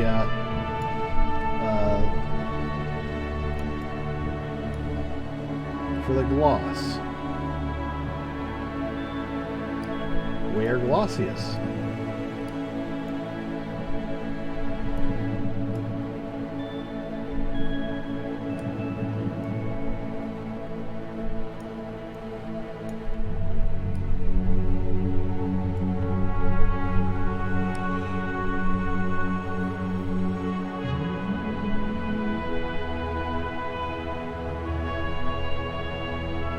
I don't think there's a specular map in this particular one.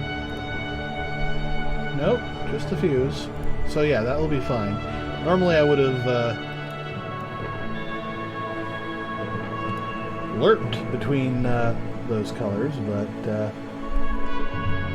not in this particular instance.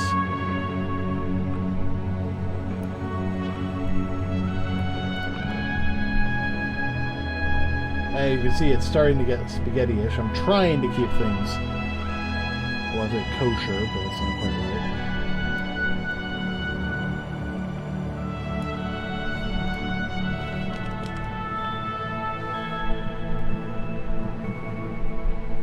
Between that and that by my power, by your powers combined, I don't give a shut your mouth. Talk about shaft.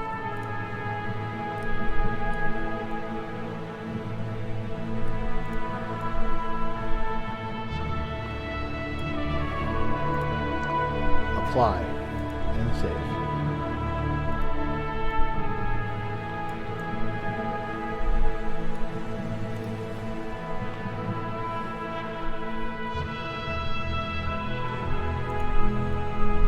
Alright, metal C. You have a wear tint.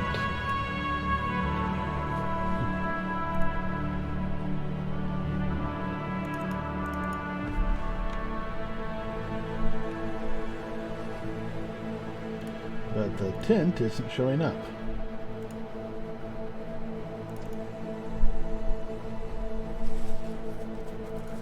Alright, well, let's jump over here. We have a wear specular color. Yes, we do. 0.0399999999. Oh, 3.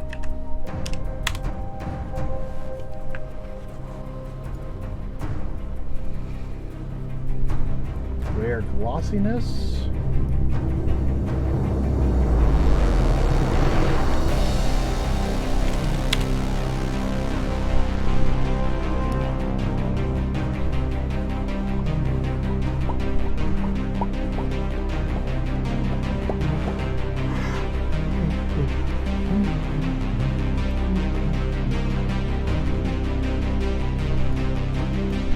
Okay, so why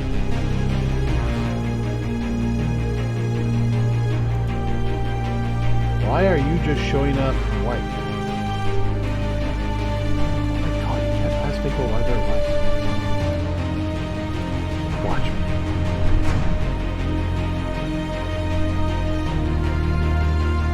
Okay, so diffuse color. There for the specular color.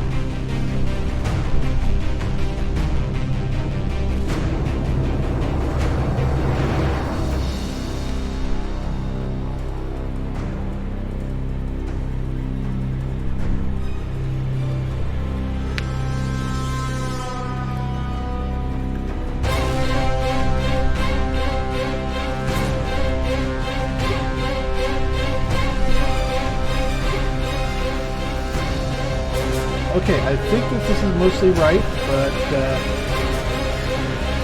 let's also take a look. Diffuse 1, specular 5, that's fine. Ah, okay, this is probably where the problem is.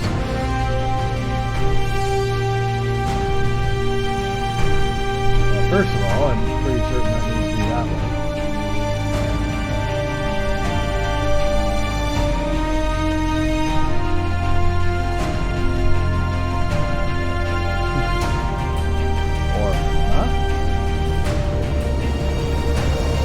So actually, the way I have it set up with specularity is correct.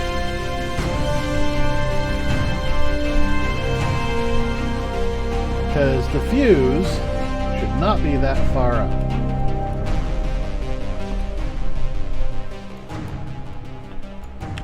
Delete. Alright, so. Can I push that off to the side?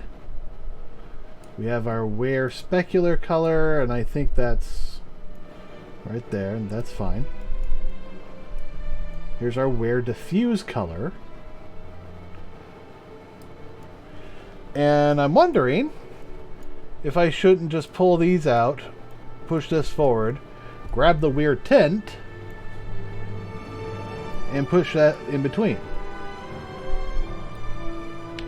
So in truth, what it would actually do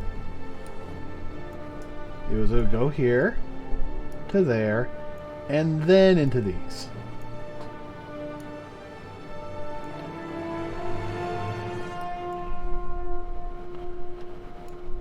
So if I preview this, that's the Wear color, but we still need to actually multiply that. And we got this nice default tint now, so we can actually see it functioning. So now what we need to do is actually use the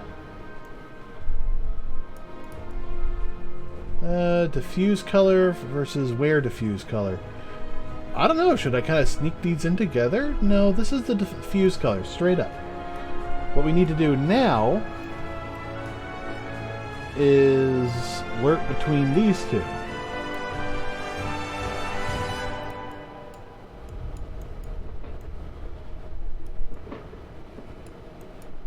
I'm going to bring the specular up there. So now, based on shininess, lerp between that and that, based on that. Start previewing.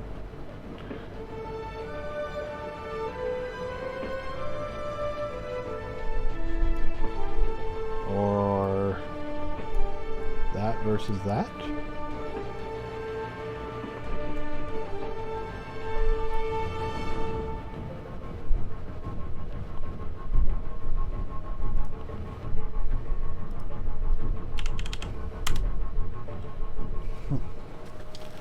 At 1% shininess, it should be the... yeah. So if it's completely shiny, it should be that. Otherwise, it should be this. Now, what we need to do... actually, let's stop previewing. What we actually want to do, because I realize I made a mistake here, is we need to multiply our diffuse color by diffuse. Well, no.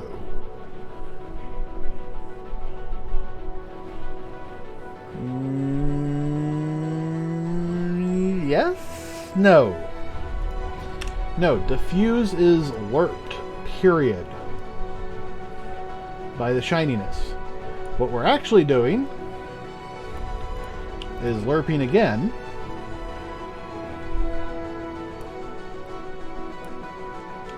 This time by our blend map. Actually, no. Where is our powered blend map? There it is. This is actually what we want.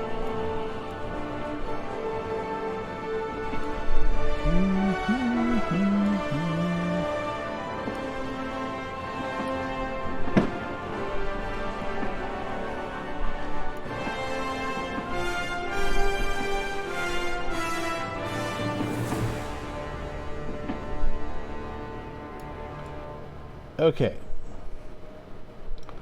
so now we have that, and now we're lerping correctly. Let's preview this. There we go. That's how it should be. And now that gets shoved in diffuse. And now we can stop previewing that. And start previewing that. That's how it should look.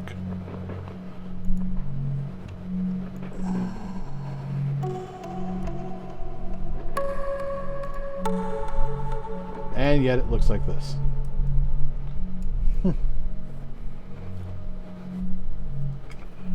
Are we actually doing something wrong here? Oh, that looks kind of nice.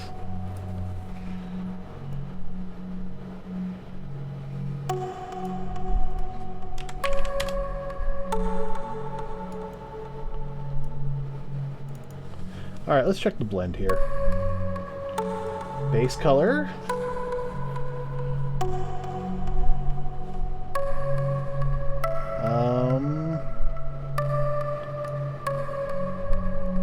No, the bottom layer needs to go into that.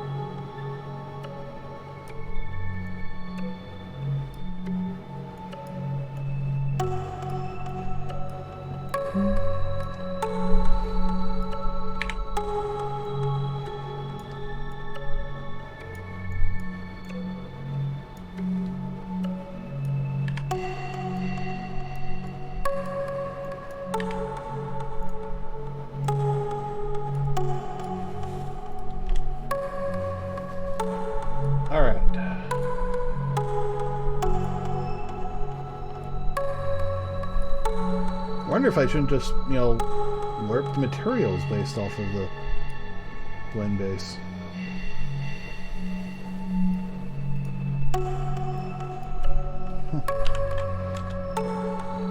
Blend material attributes.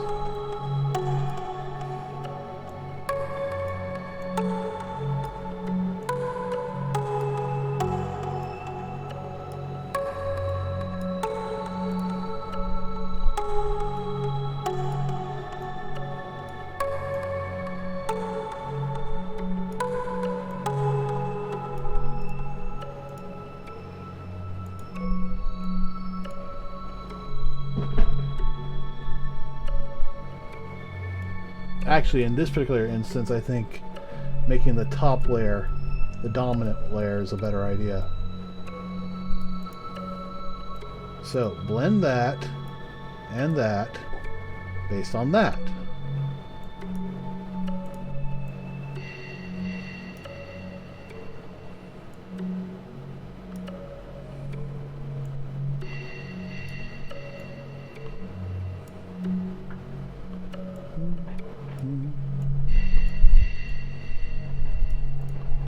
Alright. Apply. Save. Ooh. Big firework.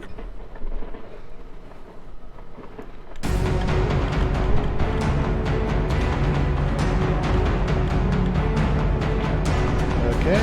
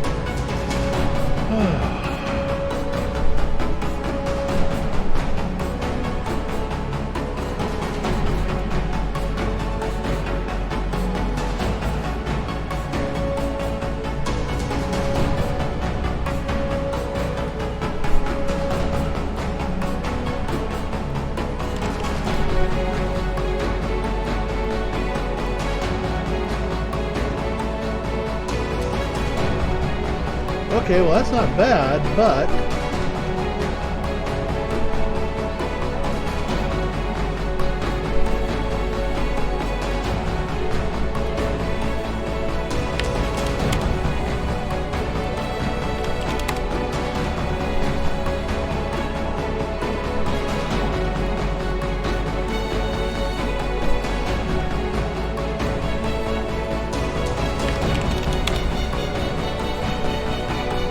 I times it by 100, that looks way better. Yeah, we're starting to get some real materials data on here.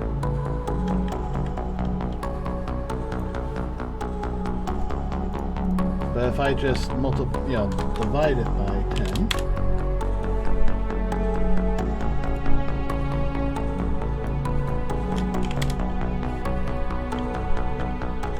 Yeah, I think that's probably a good. So we want to multiply the Where Dirt Blend Fall Off by 10. So, Where Dirt Blend Fall Off times 10. And off it goes.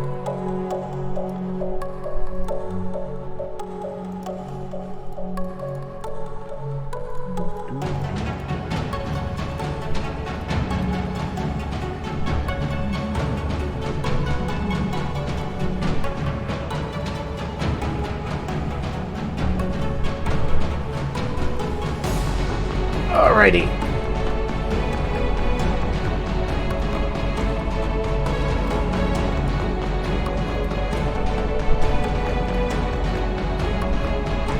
Where Dirt Blend Fall Off. Save. Where Dirt Blend Fall Off.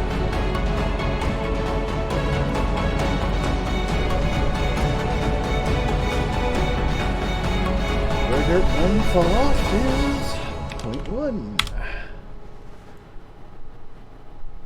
Yeah. Yeah, I'm good with that.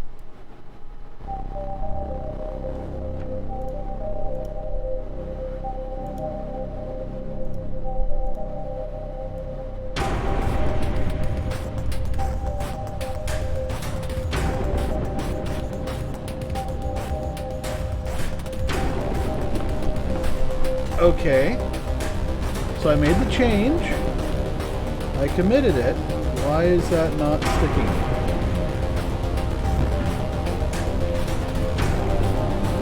Where Dirt Blend Fall Off?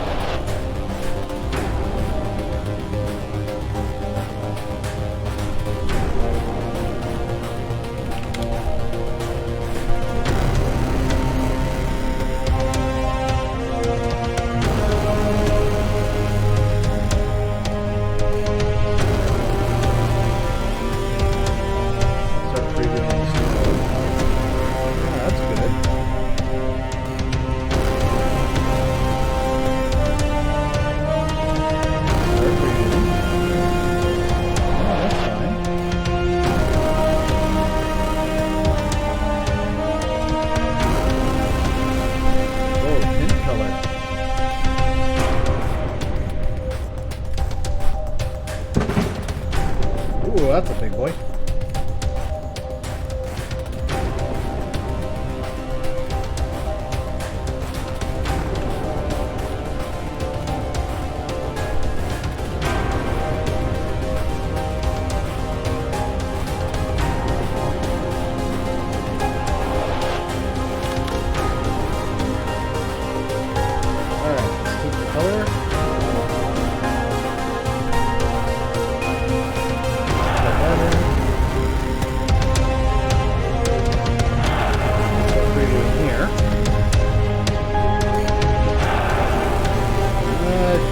That might actually be not enough.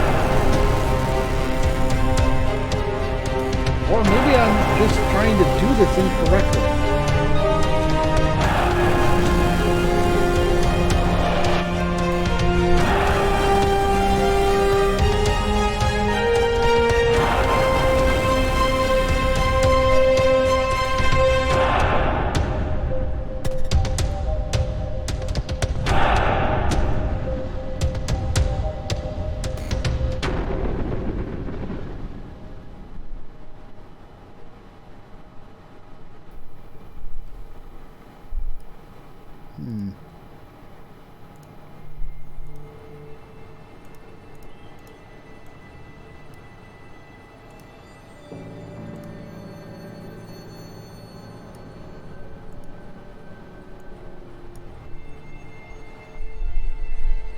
Alright, tint color.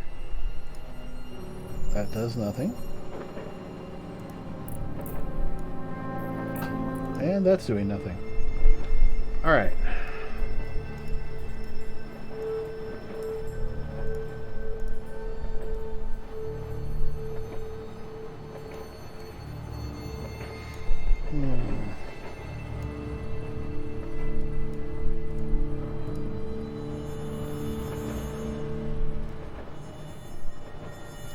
So based on these default settings, that's what we should be getting, but we're not.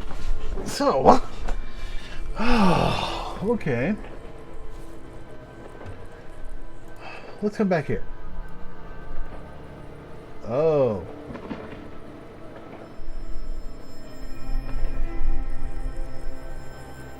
That could be the issue.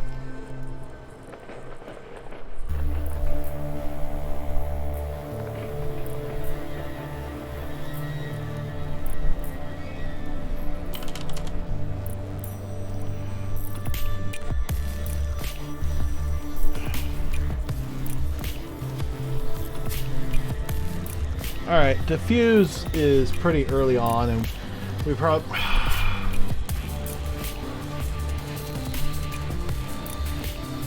I don't know. There's part of me that says, oh no, just multiply it, and part of me, no, it needs to be lurked. And I don't know which I need to do. And then there's the part of me that says, hey, if we have a diffuse map, then don't use the diffuse. And maybe that's what we should be doing.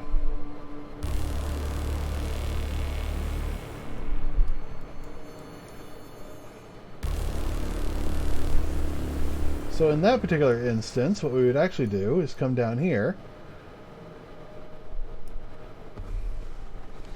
and create a switch. Alright, static switch parameter has diffuse map. And we'll call this group options.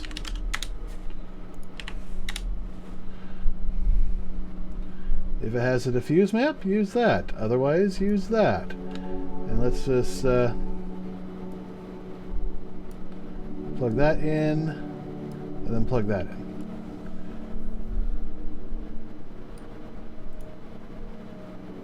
And that's going here. Let's just plug that in there, delete that.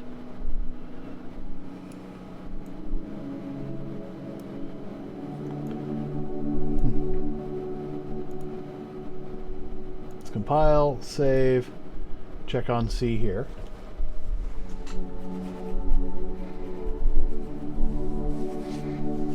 There, that looks better. And if I adjust this, yep, higher it goes, the sharper it gets.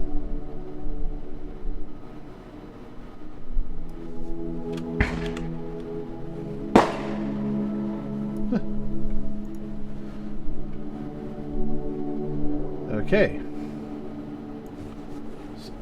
Oh yeah, look at that.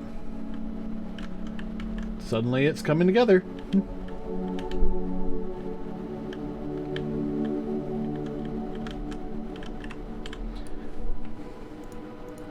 And let's make sure that the default is set to true on has diffuse map.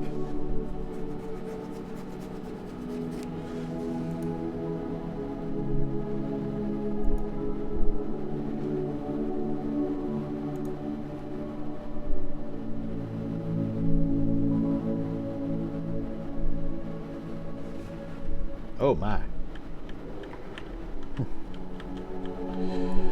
Alrighty.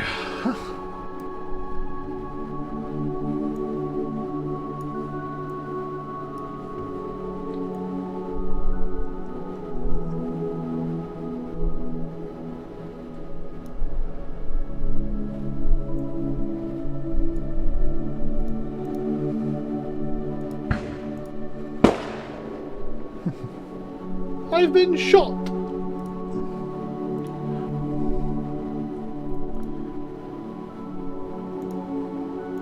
Alright. Save that. So now we can come back here, add the wear blend. And add the Drake Painted Metal Wear A.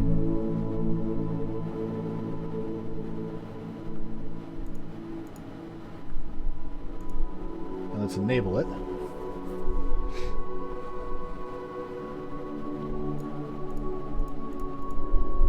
Don't need any of those options. Don't need any of those options. Because we're just using the defaults.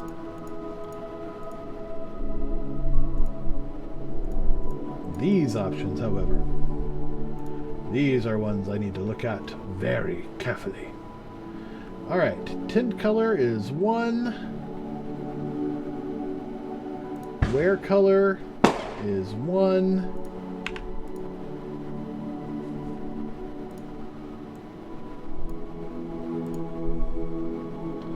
UV tiling is 1. Yep.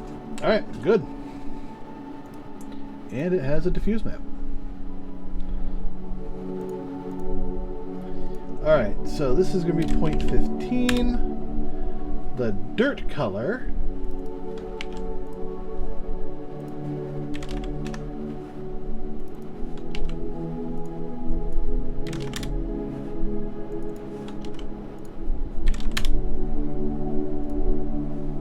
is that. There we go. Save. So there we go. Quite frankly, I don't think it's shiny enough. So let's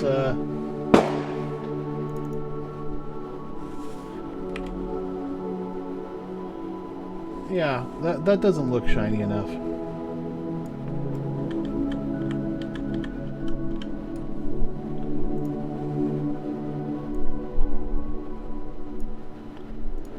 So somewhere, something needs to be shiny.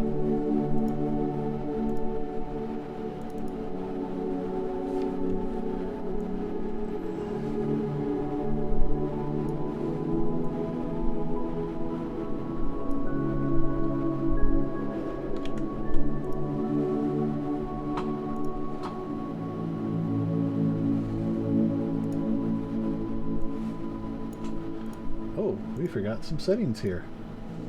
Like the Wear Specular Color. Well, a lot of these are just brand new, so.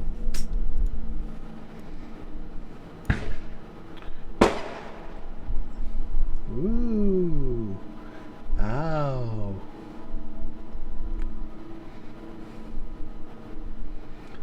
Diffuse Color is right. Wear Glossiness is right. We don't deal with those. You know, maybe I should make this 0. Yeah, that needs to be.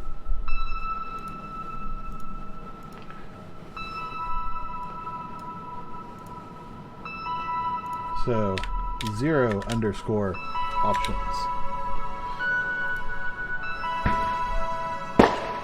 Because I don't need to set that individually. I can just set them right here.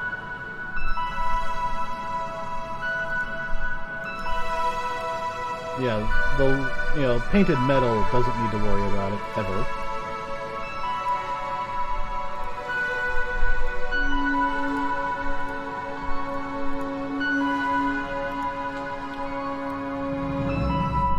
Well, this is looking good, except it's not getting the specularity. So something is going wrong in the wear blend. So let's take a quick look at that. And we might have to make... Oh my goodness. Alright.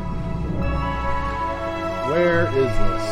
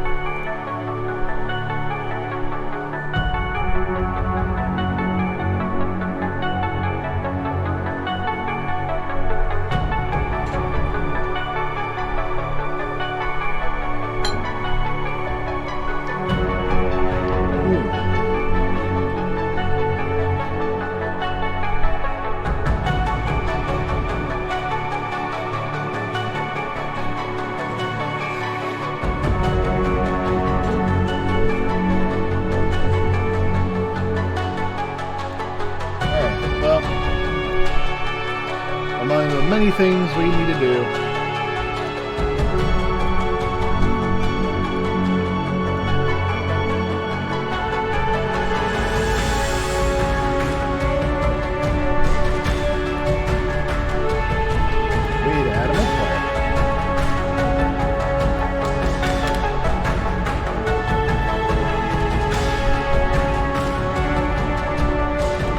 Specifically,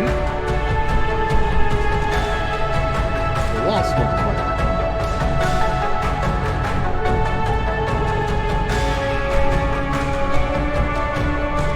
So now we can actually multiply the gloss, and make things shiny if we need to.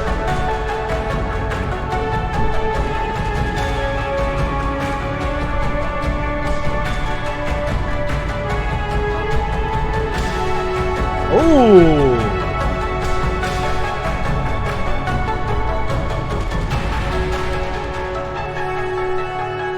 I just realized there's a major flaw in this.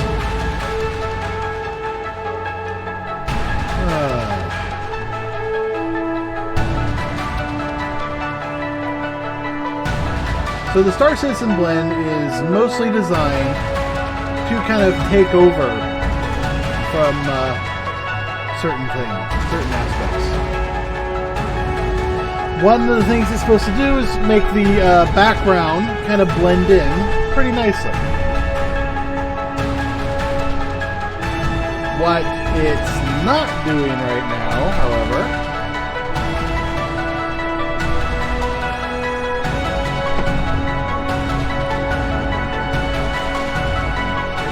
yeah, we need to adjust the roughness.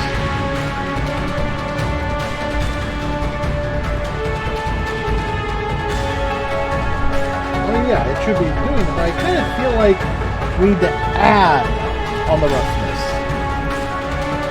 So let's grab the roughness from both these.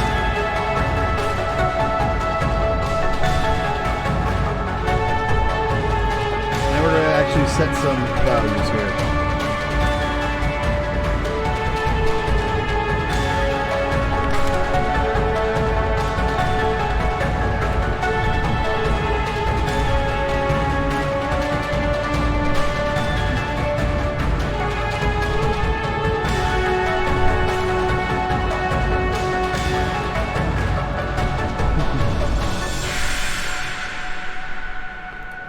The roughness, and actually we'll just do the multiply,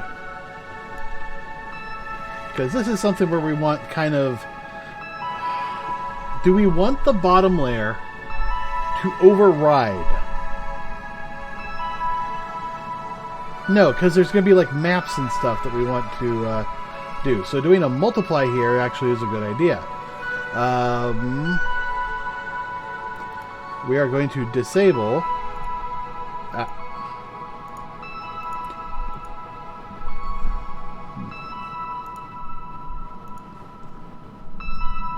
Alright, there we go. So now we're going to multiply the base material onto this, at least as far as, roughness goes.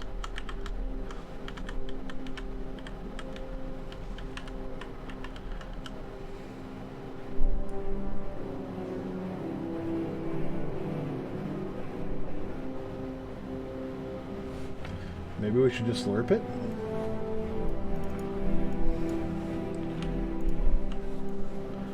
All right, go from that to that.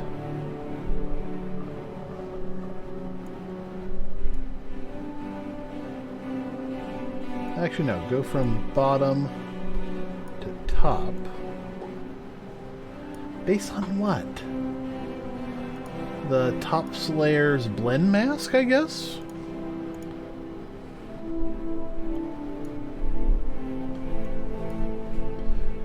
Mask component.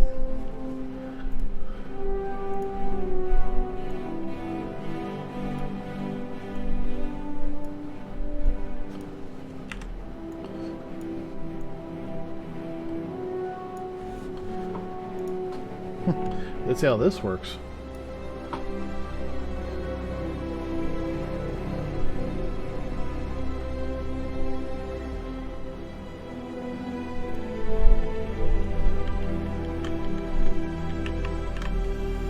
Okay. What happens if I reverse the warp?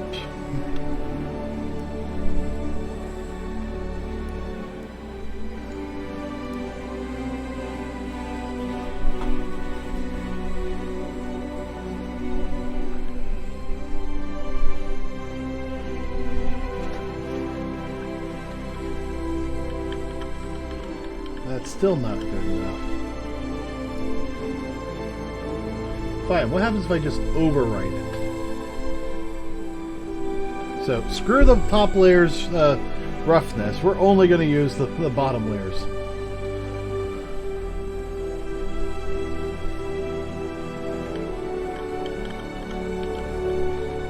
Seriously?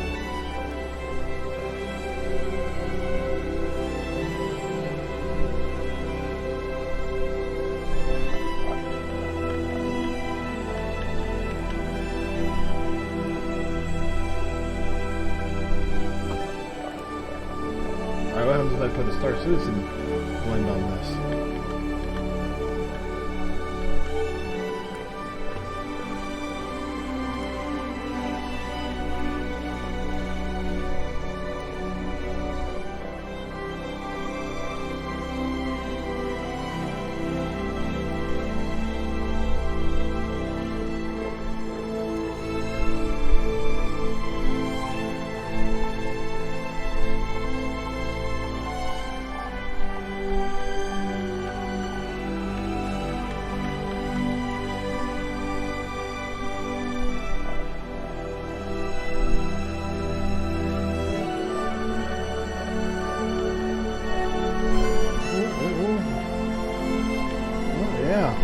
Seeing some reflections.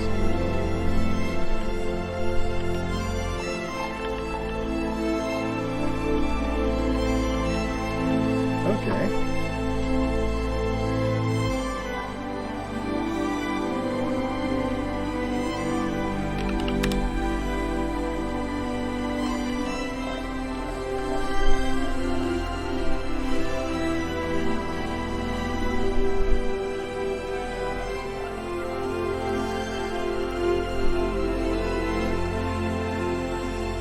Store the warp, see how it looks then.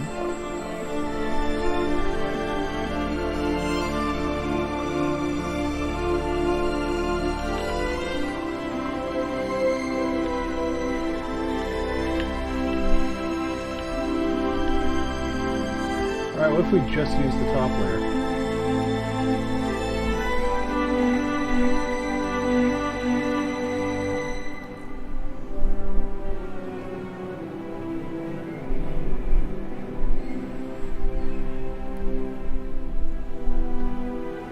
Disable the top layer.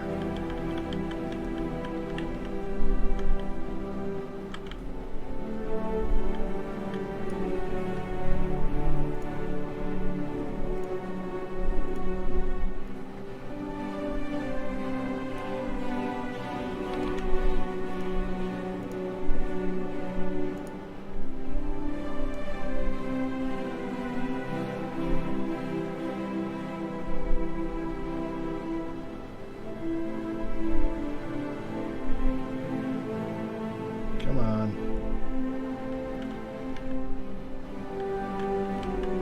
Alright, so that didn't do anything.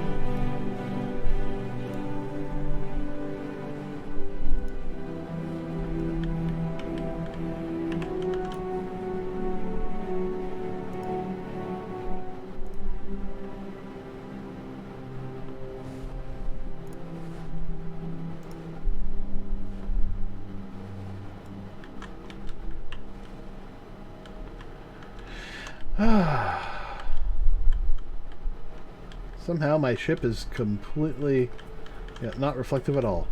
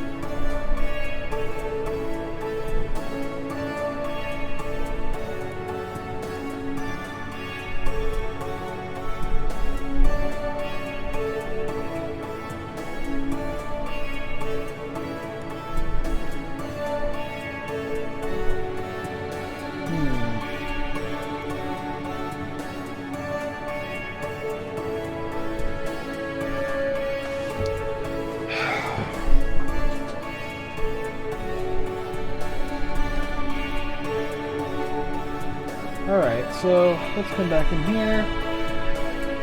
Let's take another hard look at this. This is Painted Metal C. That is, you know, this kind of grayish hull area,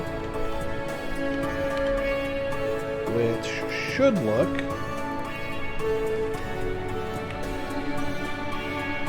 kind of like that. And I can definitely see elements of it, but no, this looks like it's too worn. And where'd my reflections go? So,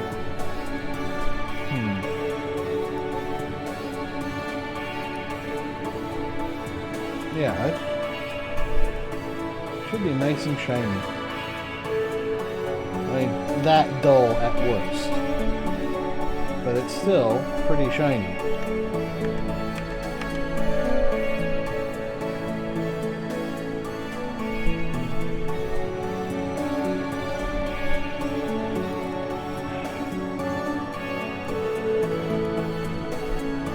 Alright, so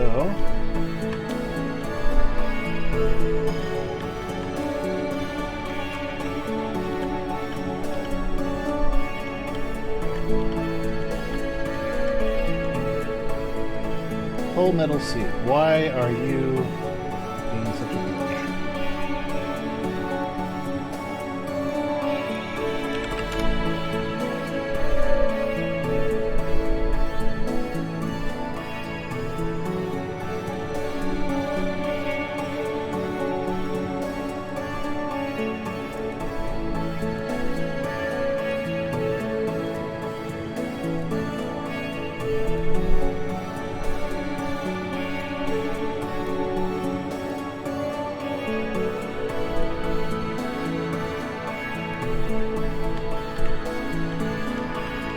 Even when I massively overscale the shininess,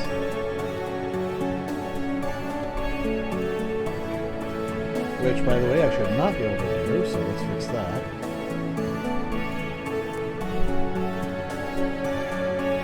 No, that's fine.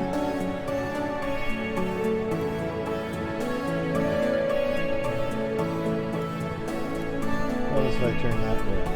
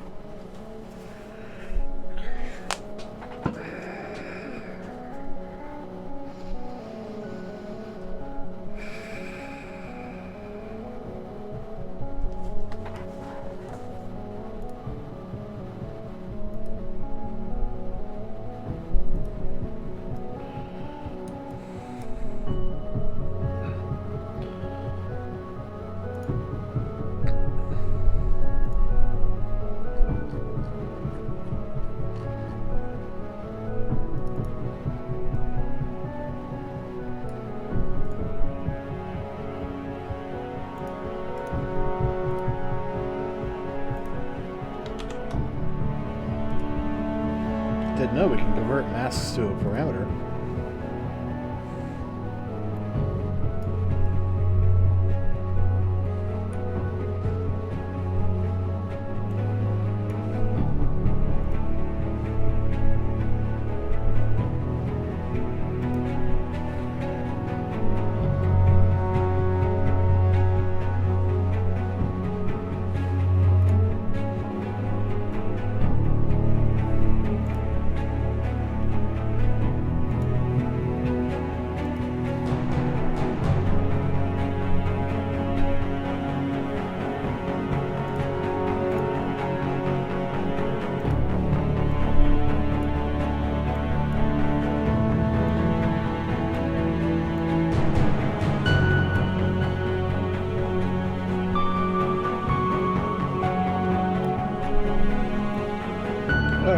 it's getting the right information. So start preview node.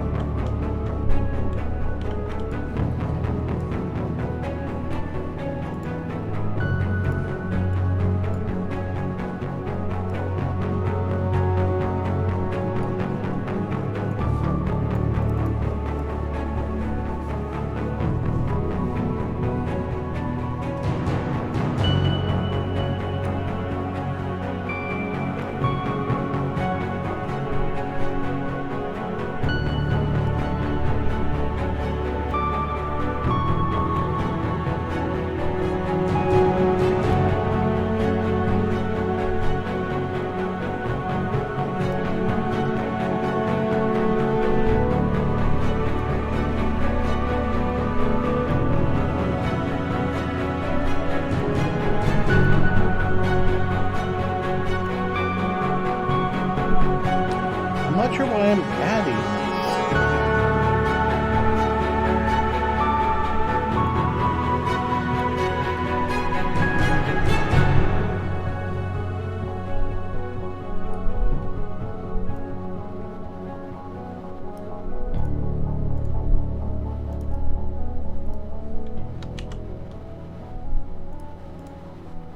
Start previewing.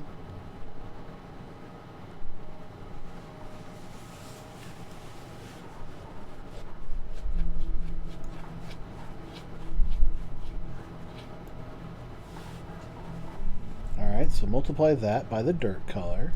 Or actually, no. We need the inverse of this. Or do we? Well, dirt color is going to be black in this particular one. But, yeah.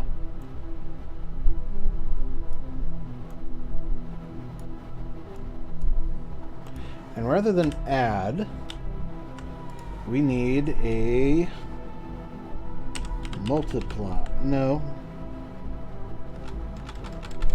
Not multiply.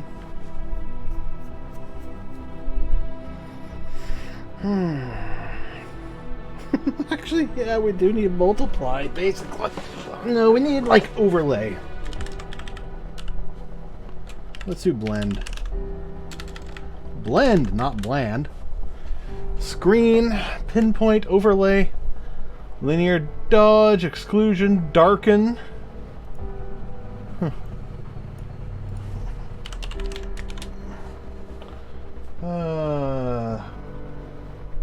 Yeah, darken, maybe.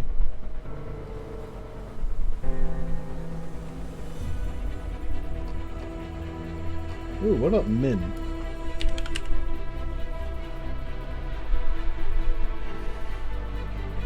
Or max?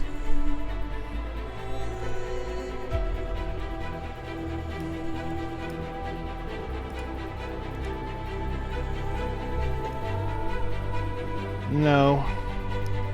Because min's just going to take dark. What we need to do here, instead, is do a lerp.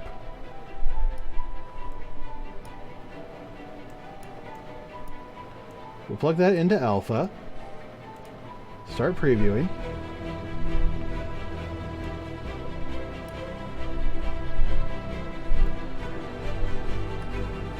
Alright, no, the darkness needs to be there. Hello, darkness, my old friend. I've come to play with you again. Alright.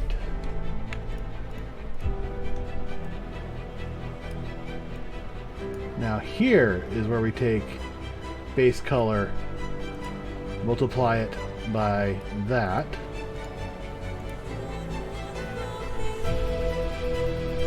There we go. Sometimes you get this takes a bit to get this shader stuff worked out.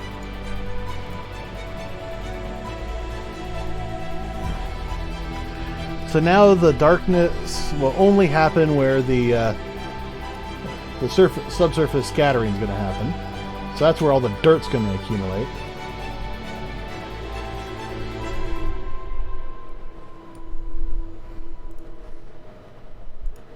File, save. Let's see how that works. Yeah, that wasn't what we were going in to fix, but... Oh, hey, that looks a little bit better.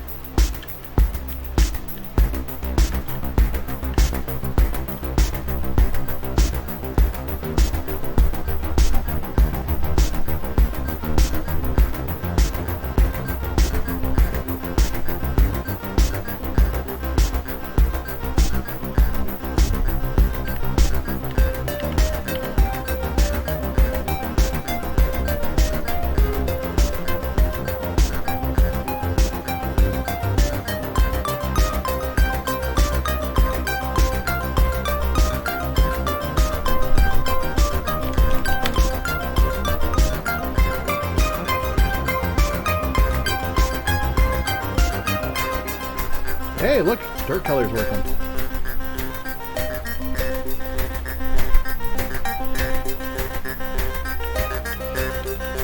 Alright, so, what is the dirt color?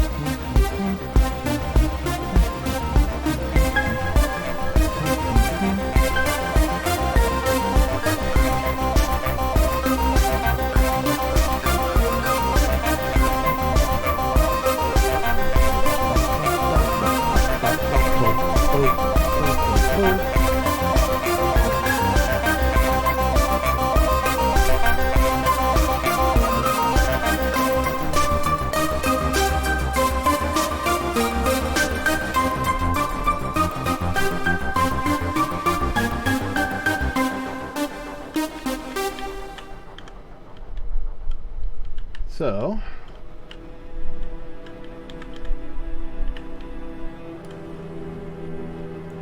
now that this material's been cleaned up, we don't have that all that excess in here. Let's also make sure that we set some of these settings here.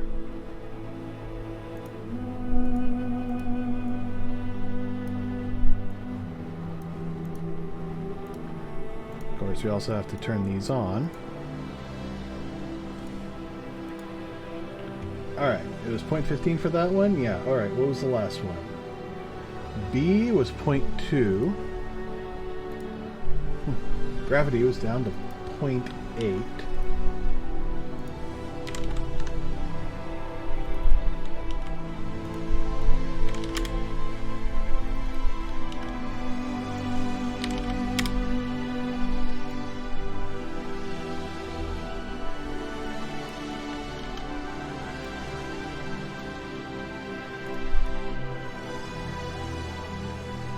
Alright, so the color tint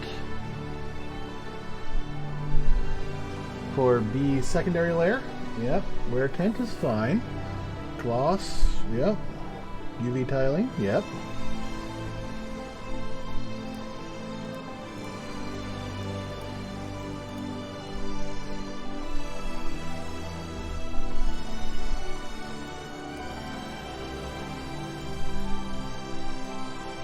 Just gotta make sure I disable all of these options, because not all of them are usable.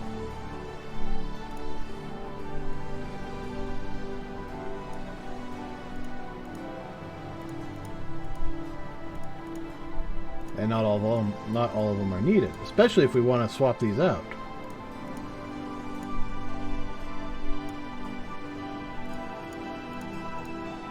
But the last thing we want is for this to overwrite things.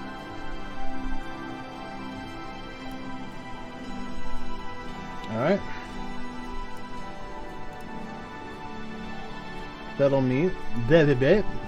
Metal B. Look like its settings are correct. Let's check Metal A.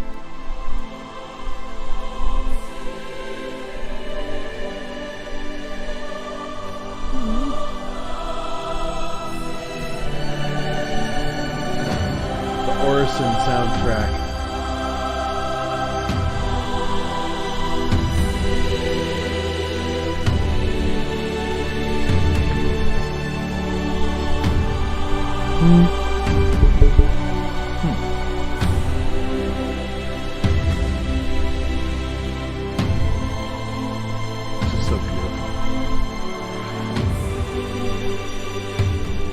Alright. Turn that volume just down a little bit. Because as beautiful as it is, we can't get too distracted. Alright, painted metal A.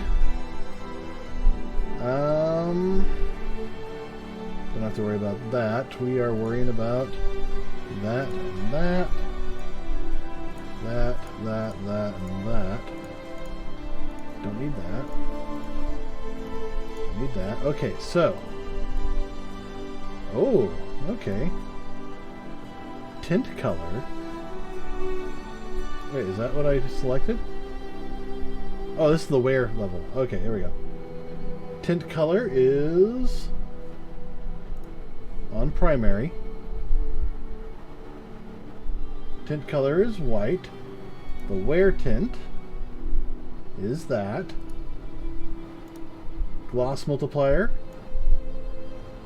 10,000. No, it's just one.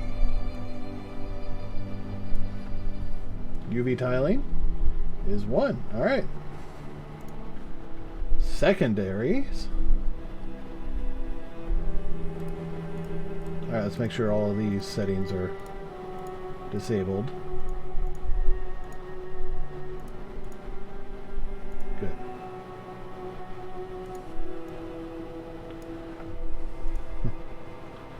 Okay. I did all these already? Yeah, I think I did. Alright. Tint color is that, yes. Wear tint is 0, or white. Gloss and tiling, yep, that's all accurate. And the wear blend lace, yep. Oh, this dirt color is wrong.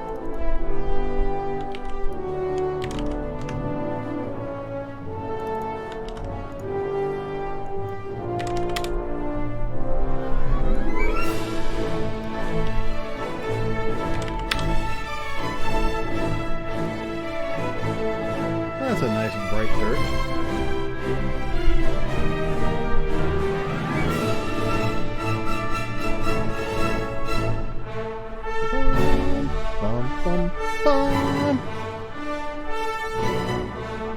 Did I miss the dirt color on the painted metal B? Can't remember if I did. No, I got it. Alright. Alright. So, that's looking actually a lot better. But, you know, I think we might have to do some powering on the, on that. Oh, you know what? That's probably what it is. We're just taking our blend shape right in. What we need to do is actually send out our powered one.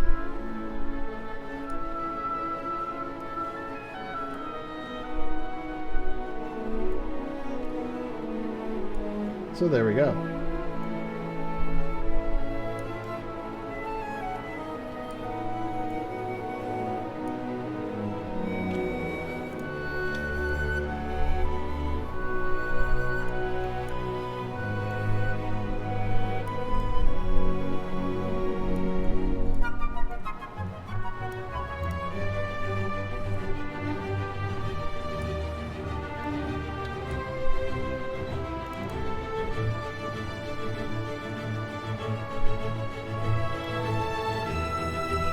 Okay, where are these other ones going?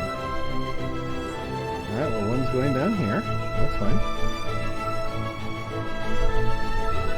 And that one going to there. Now this one's going off into nowhere land. So let's clear that up. The cleaner we can make this.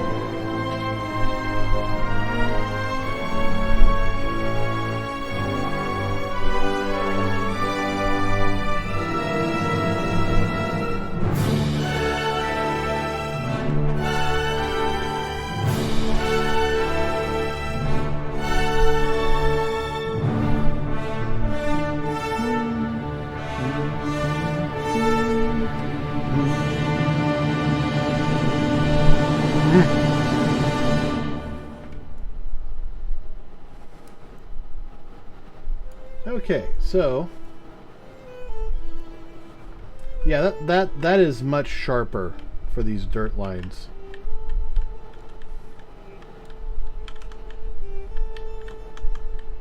So I guess here's the question.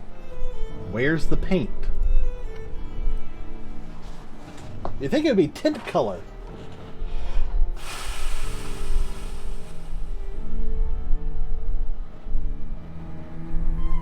Palette tint. I forgot the palette tints. That's where the colors are coming from. All right. So, layer system.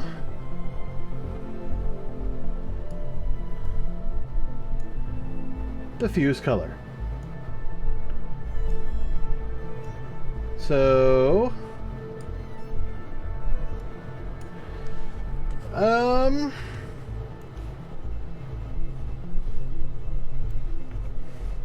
you know, I actually did figure out how to make palette colors on one of my other ones. Is it this guy?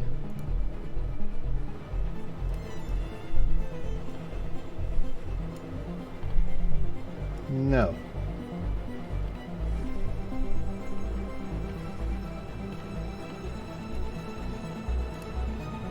Let's just say yes.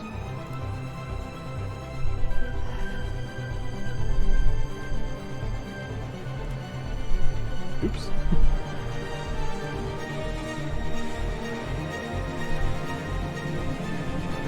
All right. Yeah, it looks quite a bit better.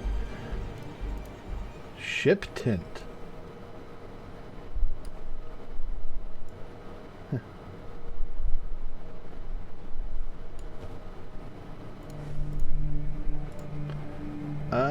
Reference viewer.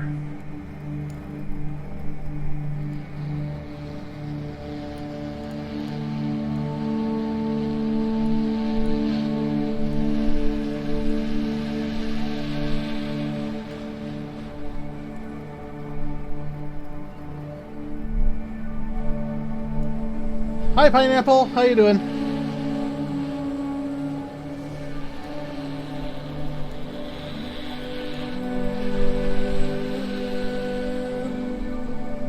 I'm doing pretty good. I'm trying to figure out how did I do this. I know that at some point I made it so I could actually tint these guys. So. All right, reference viewer.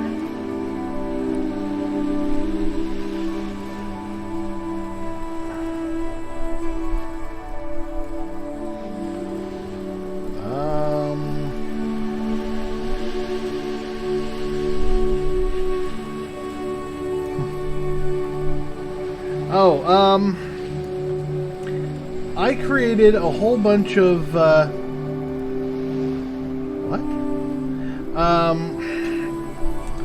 what I'm trying to do is I'm trying to create, I'm trying to take Star Citizen models and bring them into Unreal Engine and have them look pretty much identical using their numbers and stuff.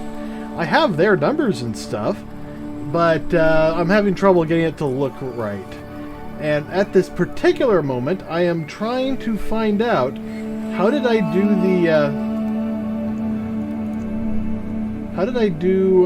what I need to do. Well, this is the ship Tin Master. I'm trying to figure out how I did paintings, because I was working on trying to get these guys to have colors.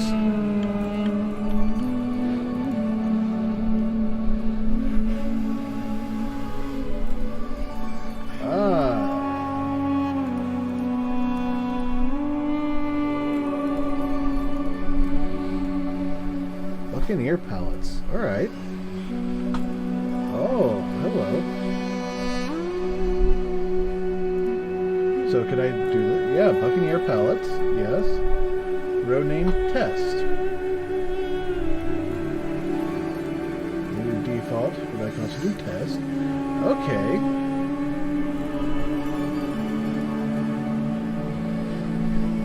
Hi everyone. This is John. Yeah, I've seen this video. It doesn't tell you how to, it tells you how to convert the models, but it doesn't tell you how to convert the textures, and specifically making the materials.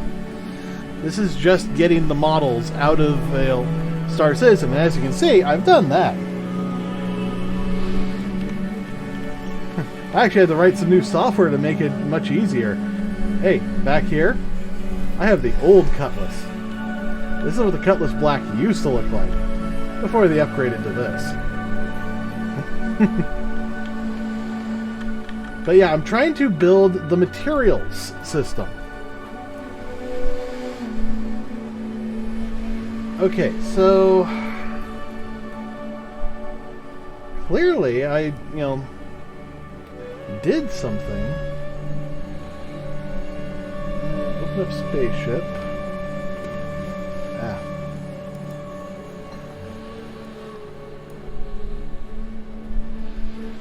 Current palette entries.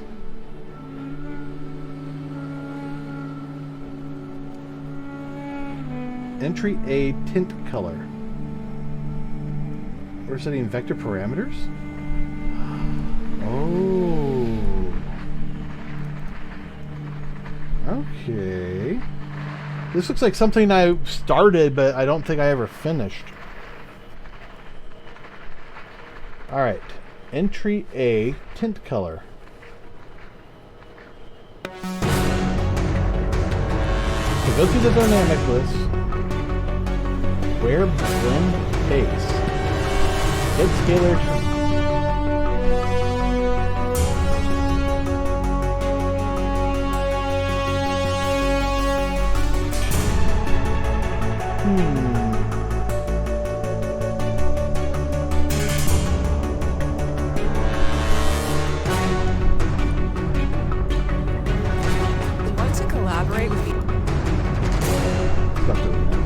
Alright, let's see.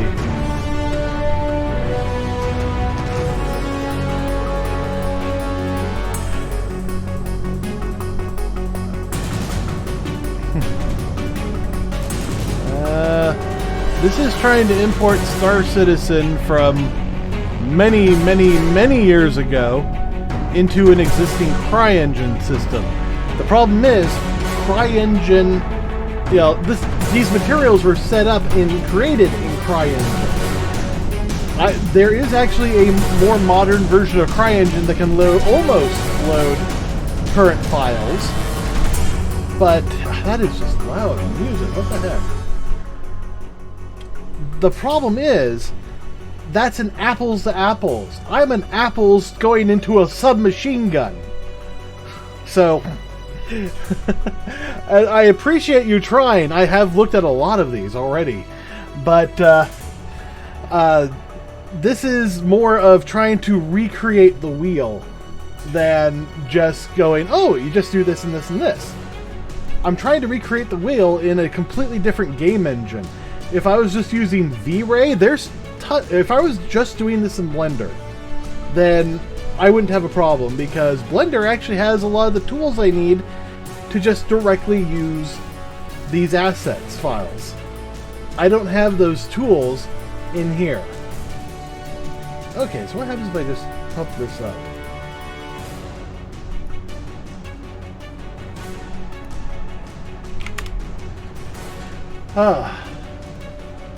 Yeah. Okay, so update materials for each. Get scalar parameter, wear blend base. Yeah, that's fine. Set it. And then get the current palette entries.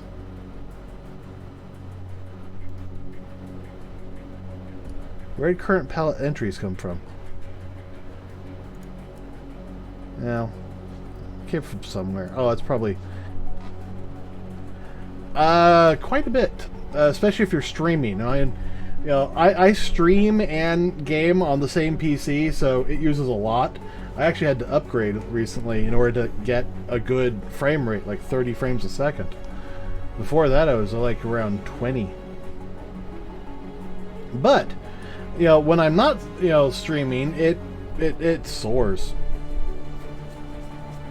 Well, the problem wasn't so much that I was getting a low frame rate in the game. It was more of my stream was stuttering and everything to keep going. Right now, the game is CPU heavy. And I know that's going to change, but until then, it's pretty much CPU heavy. Yeah, because it can play the game or it can stream. It can't do both. At least the old one could. This one, however, I upgraded to a 5800X, and now I'm sitting pretty. Before, I was running a i7 5930K, which is still a beast of a system, but... No, 5800. It means 5800. It's a Ryzen CPU. Ah, that's okay. Alright, so we have entry A.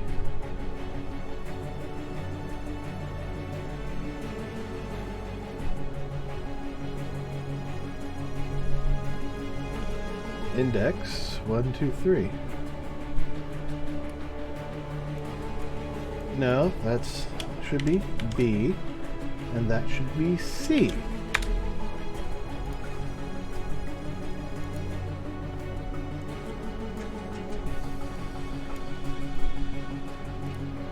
Default. Test. Alright, well, that's not doing it. Yeah, maybe. No, unfortunately, it's just A, B, and C. No D. You'll get the D later. Alright, so... let's see now. Pineapple Gaming, thank you for the follow. Welcome to the KJ crew. And if you come back tomorrow at 5 p.m. Pacific time, you'll actually see me playing Star Citizen. But I suspect you're probably from England, and that's very early for you. I don't know why, I get a lot of streamers from England. Oh, Central Daylight Time, okay. Well, there you go. I'm only like an hour and ahead of you or something like that. Maybe 2. Yeah, it's 2. I'm Pacific time, so right now it's 11:12 p.m. On July 3rd, 2021. Ah, 2 hours behind. It's already Independence Day where you live. Now that's going to be interesting. As playing Star Citizen tomorrow with all the fireworks.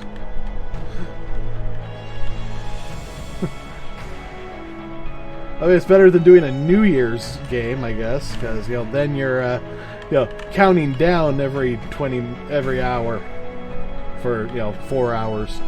Actually, what is New Year's this year? It is a Saturday. Okay. I don't know. Maybe I'll just do a special stream that day. Well, I gotta say, so far, this material is turning out much better than our old setup, which produced this guy.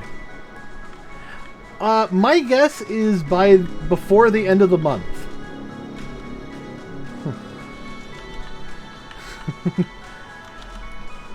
Because if we look at the here, let me pull up a. All right. Let's jump to Roberts. If we look at the roadmap in the release view, they have 3.14 committed. That means there's no more work to be done other than some bug fixing on these core functions. They've got the planetary volumetric clouds in. They've got canvas slice HUDs, the RSI Constellation Taurus. They've got Law System V2 Surrender.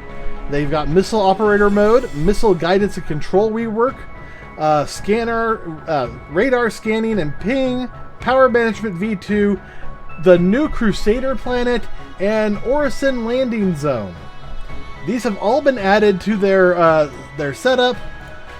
They're actually in the branch for 3.14, ready to go to be released, and all they have to do now is fix any put it out on the PTU, test it, make sure it doesn't have any major game-breaking bugs, and if it does, they fix it. One's hopes. And then in about 2 weeks, I think, they're going to push it out to live way too early, and then not bother with another patch until they're well on their way to 3.15. Because that's how it works! I always feel like they only give it, like a week on the PTU to find any bugs. And most people barely get time to just try it in 1 week.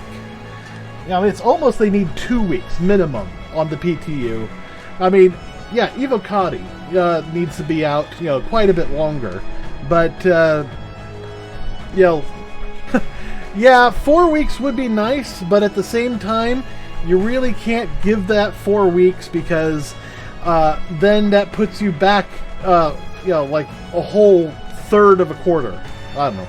No, that puts you back a whole month, which actually, yes, a third of a quarter. And so, if they want to keep getting these out, every quarter, that kind of ruins their deadlines. But it's not that bad. But I would prefer, I do like them getting it out one a quarter. If they really have, a really bad bug, yeah, let's push it back a little bit and try and get that fixed. But the problem is, every patch they're fixing like 30,000 bugs, but they're also creating 30,000 more. So it's a never-ending cycle of bugs. I mean, that's literally what they said too. I don't know if it was 30,000, but it's something like that. Kill the bugs. Yes. Kill them. All right. There's actually a lot of good stuff to go through if you're looking at the progress tracker. I mean, here, let's look at what 3.15 has in store, which is probably what they're starting to work on now. Call working, yeah. FPS radar and scanning, actor feature personal inventory. if they stay to plan, we're getting personalized inventory, which means we got to have we're going to have a whole bunch of new stuff where we got to carry all our gear with us. No more infinite storage. That's going to be tied up with healing tier 0. They want to, and that's going to be a major thing because it's the first it's the first time they're really bringing in Death of a Spaceman, which is really going to change how people play. Because right now, if you're thirsty, you'll just backspace, get into the, wake up in your hab, and you've got full water and everything. Once healing tier 0 comes in, you can't do that no more. Because you only have a certain number of times before your character gets, your character's backups get corrupted, and you have to make a new character. And when you make a new character, you keep your ships and everything, but all your reputation is wiped out. And reputation is your progress meter in Star Citizen. So, there's going to be that. So healing's going to play a big factor in that. They're going to try and get bombs in there, which is going to be helpful for one of their ships. They're going to try and get hacking in there. NPC healing, enables players to heal other players and NPCs. Well, the big reason for the guns, the bombs, is the Hercules Crusader A2 Starlifter. This is the aerial bomber one. And that's going to be a lot of interesting fun. You get to see how much you can blow things up. There's going to be so many people trying to bomb the major cities. It's a good thing they have huge, no combat zones. The Aegis Redeemer, that's going to be a fun little thing. We finally get a gunship in the game. I mean, you can almost count the Hammerhead. Yeah, it's going to use a lot of CPU power. Well, I hope it's, it's designed well. But, one of the things they've actually been talking about is getting... Whoop, wrong button. Is trying to get the Gen 12 GPU rendering in here. So, Gen 12 is basically their backend, their code for saying we're making a DirectX 12 compatible game engine. That means a lot more of the computations can actually be offloaded to the video card rather than calculated on the CPU, which is what's happening now. It should improve performance a heck of a lot, but it also unlocks them being able to, have different engines. So, like, they might have a DirectX 12 engine, but they can also have a Vulkan engine, and you can choose which one you want to use. It also makes it easier for them to, switch over to, like, say, if they want to do a Mac release. They can start considering that because they'll actually have some of the GPU functionality behind that. They could also do a Linux release, which would be very nice. They also have the Crusader Ares Ion and the Crusader Starfighter Inferno. So these are two... Oh yeah, wouldn't that be nice? Star Citizen on Linux. The Starfighters, they're a gun with a ship attached to them. That's literally what they are. These ships have one weapon, and it's a size 7. So, bigger than anything else we have in the game right now. Yeah. Let's see. Great Cat multi-tool healing attachment. So, your little multi-tool can pop a healing potion on there and shoot people with it. I don't think it's going to be as effective as the Cure Life medical tool. Yeah, that's good.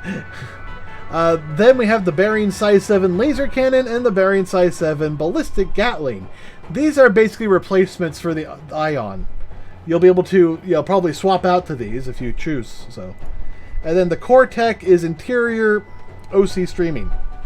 Basically what that means is right now... what's the Ion? Oh, it's these ships up here. The Ion is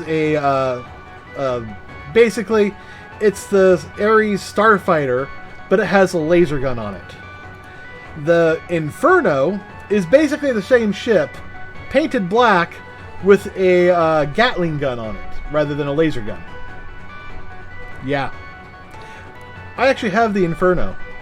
I figured, what the heck? I like the black coloring, and I'll just swap out the giant Gatling gun with a laser one if I choose so down the road. So the interior culling, basically what happens right now is a lot of times the game renders the inside of the ship along with the outside when you're flying about. If I'm going to fly up to you, then I need to actually be able to, I might need to be able to see inside if I get close enough. But if I'm, a fair distance away, I don't need to see inside. It doesn't need to render that for me.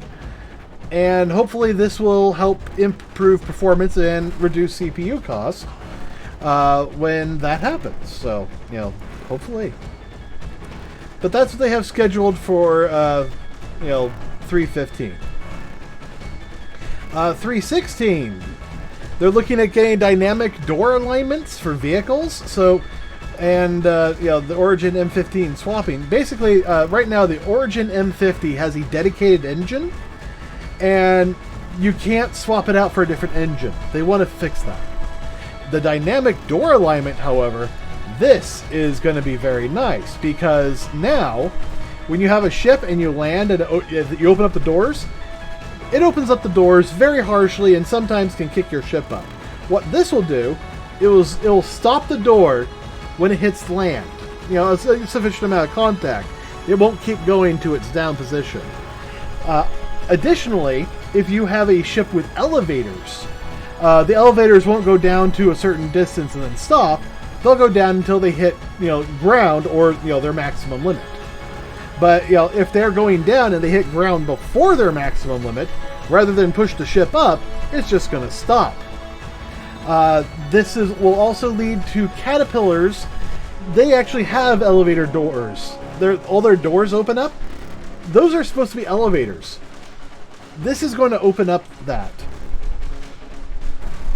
So, look forward to that. Great Cat multi-tool salvage attachment. Why?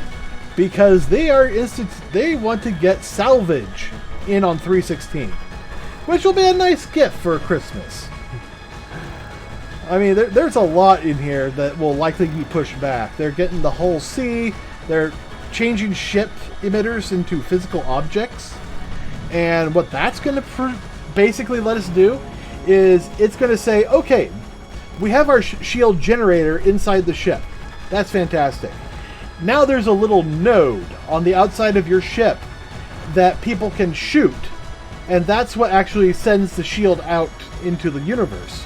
If people shoot that and destroy that, then you can't, you won't have any shields on that side. It's like, the best way to describe it is imagine a bucket of water with a hose. It doesn't matter how much water you have in the bucket. If the hose is destroyed, you can't get it out.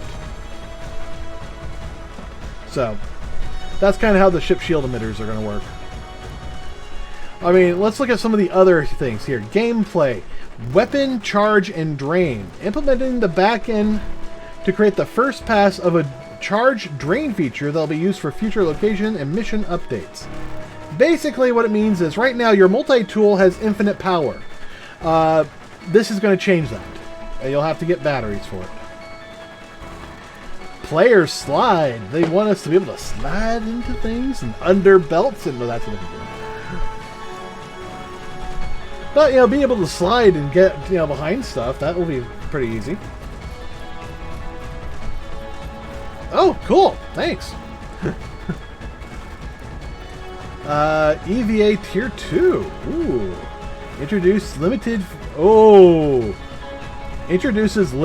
EVA fuel and encourages the use of 0G push and pull and the multi-tools tractor beam. Yikes.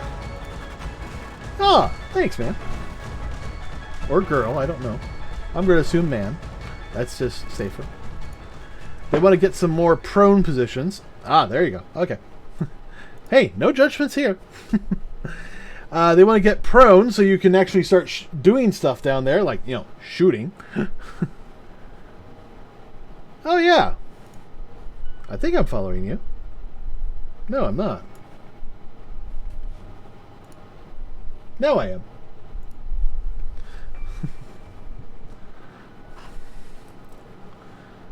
Alright, physicalized weapon handling. I'm not entirely certain what this is supposed to be doing.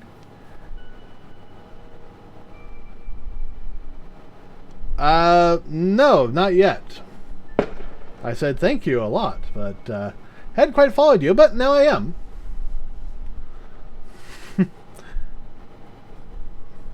Let's see. Introduces character animations when interacting with and customizing first-person shooter weapons. Okay, so they're basically adding new animations. The aim is to add a tactile feel and look to weapon handling, supporting a wider goal of higher fidelity character animations with all related objects in-game. Okay, so when you're actually modifying your weapon, you'll probably actually see yourself modifying it rather than it just pop in. This, however, is going to be the big boy. Salvage Tier 0. This feature will include all back-end tech tasks required for initial implementation of salvage gameplay and missions. I have 2 salvage ships, and the one pictured is one of them. 0G push and pull. Now, keep in mind, 15 I don't expect to change too much. 16 I expect to change all the time. It's just how CIG works. So don't expect all of this to show up. This is their current plan, but not all of this is probably going to show up. Oh, you didn't mean to leave? I didn't know you left. That's okay. Orison version 2. This is going to open up more shops and stuff. So that'll be nice. And let's see. And now we're getting into 3.17, which is the first one they're going to release in 2022. Right now, all they have is the RSI Scorpion, the Misc Hull A, and the new Hangar Manager app. Now, mostly what this is going to do is let you interact with your ships and be able to track stuff with your about your ships, like where is it now, what's inside it. And you can also allow players to spawn ships, claim insurance, and access the array of landing services to maintain their ships. So, cutting Tier 2, expanding existing multi-tool functionality to allow free-form cutting. And then player interaction experiences. Now you can see there's not a whole lot in 3.17. And I think the key word here is yet. If we actually look at their progress tracker, there's a lot of things that are currently in a unknown or unreleased or unannounced state. And I think a lot of what's going to be in 3.17 is likely going to be announced at CitizenCon in October. But we're just going to have to wait to see how that is. But if we look at the progress tracker over here, and I'll zoom out for a whole year so we can see everything that's coming up. And let's you can just scroll in here for like days, pretty much. But the big stuff, I think, is right here. I mean, we got like almost a page and a half of unannounced stuff, some of which they're starting right now. Like, what's this? This is an unannounced vehicle. It's doing concept art, and then in January they're going to release it. So more than likely, they're going to concept this, and then in October they're going to announce it, and then that's going to they're going to start work on it, and maybe it will be in the the Q2 release. This is probably Oh, this is an unannounced content, not a vehicle. It includes the landing zone team, vehicle concepts, and vehicle art. So, something interesting. Thanks. We got unannounced tech from the game services team. let's see, unannounced vehicle that it looks like they're going to finish up just in time. They might finish it there, but they'll definitely be able to announce it at CitizenCon. And it'll probably be for sale at IEA, so. Yeah. It's a new car! It would not surprise me. I mean, here, unannounced work.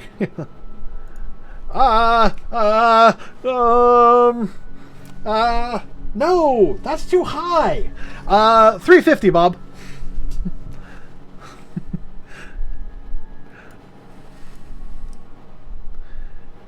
Here's an unannounced vehicle. Concept art only. And that will likely be announced at CitizenCon. I mean, they've got a lot of unannounced vehicles here.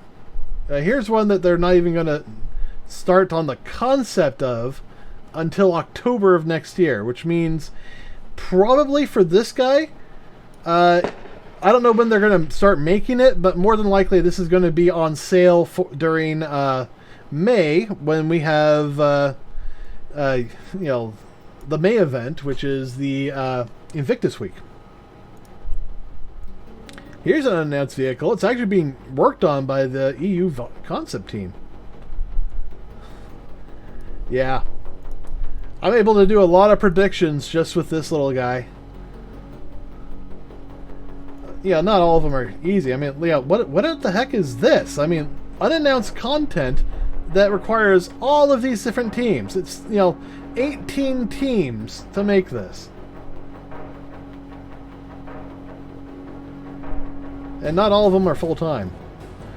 You got the EU vehicle content team, the US content team, you've got the vehicle experience team, feature team, effects team, persistent universe, you know, feature team, UI team, narrator, mocap. What needs mocap? It's not a vehicle. So this is just going to be massive.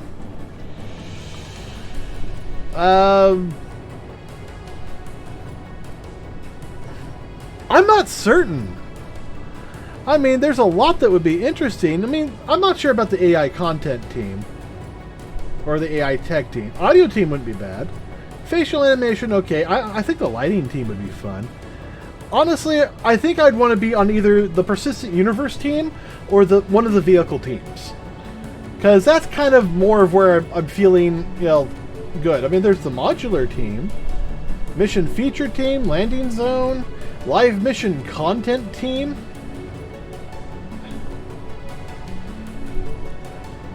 I mean, if we switch over to teams, we can actually, you know, see, here's all their teams. And this is what they're working on now, and this is what they will be working on later. But if we look at the EU content team, we can see, okay, well, they did the work on Gladius Gold, the Aegis. They're working on the Redeemer right now. They just finished up the Gold Standard for the Retaliator, so we might see that update soon. It looks like they're just starting work on the Banu Merchantmen, starting with artwork, and then they're going to do the design work. They got the bug fixing department. They just finished the Starlifter. The Miss Cull A is just being started on. No, we're still waiting on you know, the new patch, and then we'll get the Taurus. So all of the constellations will have finally been released, but they aren't up to the gold standard yet. Even the new one. Hull B, Hull C, miscellaneous support. They're going to be doing the 600i gold standard. Not that I know of, but let me take a quick look. I mean, they've been basically saying, you know, they've got to call devs, show us your colors. Also, this is Saturday. They don't usually work on Saturdays.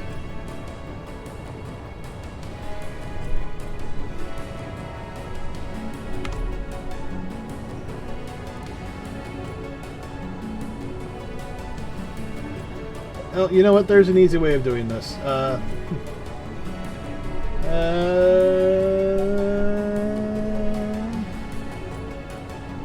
The only thing I have is a post on Reddit that got a comment.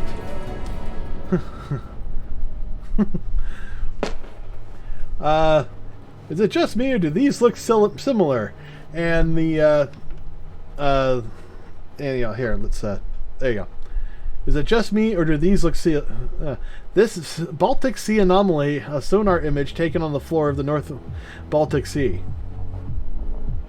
Honestly, that looks more like the Ebon Hawk to me. But the only thing I see that CIG did was one employee responded, "The risk was calculated, but the crew was bad at math." This is actually a very accurate one. 32 gigs of RAM, RTX GPU, 5000 series GPU, amazing monitor, top of the line SSD, gigabit Wi-Fi, running Star Citizen at 36 frames a second. Don't forget to unplug your microwave. I actually do like coming here and reading up some of these meme posts. I mean, this is just kind of shocking to me. This is our Stanton system, Microtech, all the way in. Now there's some wormholes and stuff a little bit farther out, but it's still pretty large. This is the Pyro system. This is the size of the Stanton system in the Pyro system. Fuel's gonna matter. We have yeah, that's what she said.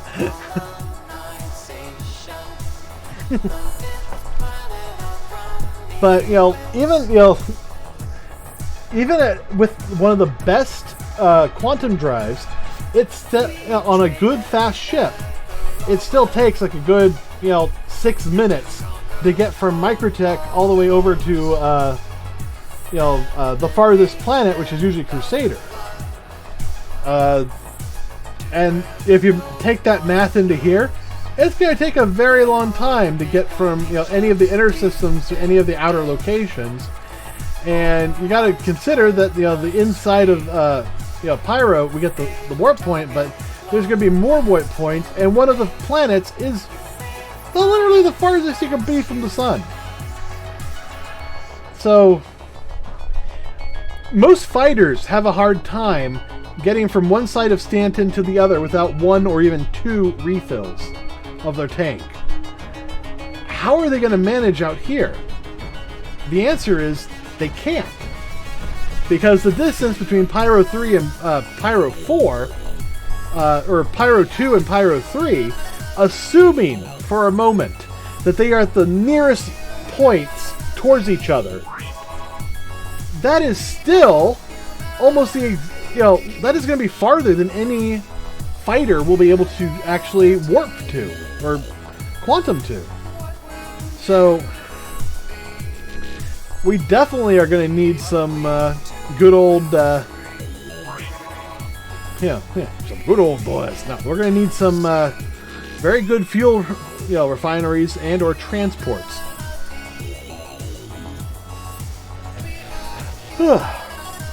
I do actually have one little bit of data that I kind of gleaned from this progress tracker. Yeah. And I was looking through here and I was seeing a whole bunch of stuff for the Pyro system. And, we know that the Pyro system's coming. We're pretty certain that they're going to give us our first look at it, really, at CitizenCon this year. They were probably going to do it last CitizenCon, but they were still kind of out. But I think they've got to do all these space stations, and they're going to finish up missions for that. They've already completed spacescaping, and I think that they're going to announce that in Q2 of next year, they're finally going to release Pyro, which means Star Citizen 4.0. Now, whether that's going to be the Q2 release or what they have at the end of Q1, I don't know. Considering that this work is going to finish at the end of Q1, or at least as far as we can tell, is no, it looks like it's continuing on. Because this is how it looks when they're at the end of their timeline. But we should get another expansion soon. But the fact that they're pretty much mostly done with a lot of this stuff. I mean, they're just now starting the space stations, but if they finish the space stations for quarter 2, I think they're going to give us a bit of a oh my god kind of moment in CitizenCon, because I think they're going to announce that not only are they going to give us Pyro, I think the Nyx system is actually going to be there too. Why?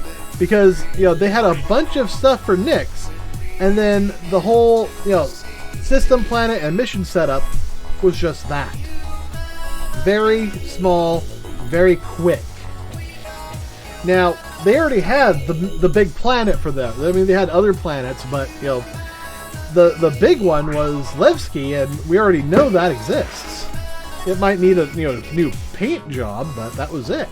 So I think they're going to announce that not only are we getting Nyx in 4.0, which it looks like might be next year. I think they're going to announce Pyro and Nyx as a release. We know that they were going to do Pyro. I think Nyx is going to be the surprise. That's my personal thought. And looking at this is pretty much my only proof, if you want to call it that. But that would be a major tick. Is guys. Well, we came here and we were going to give you Nyx. We're going to give you Pyro, and you guys are all going to be able to fly it, and it's fantastic, and you'll love it. But do watch out for that Nyx portal, because you might want to try flying into it, or something like that. I don't know. That was my worst. That was probably my first time trying to sound like Chris Roberts. So please don't judge me harshly.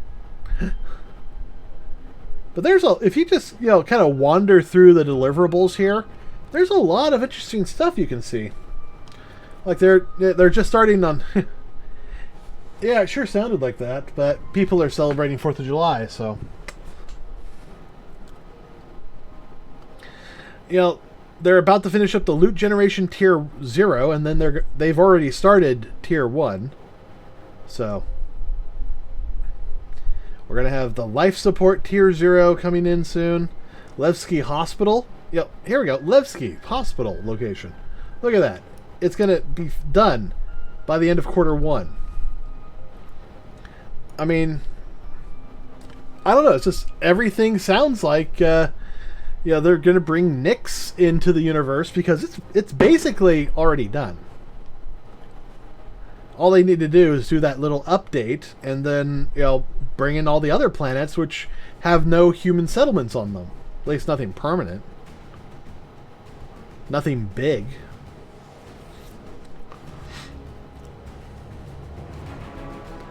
And if you also look, jump points. They've already done jump point spacescaping. They just finished the jump module, and jump points themselves are going to be done early, quarter 1. Ow, that hurt. Stop shooting me.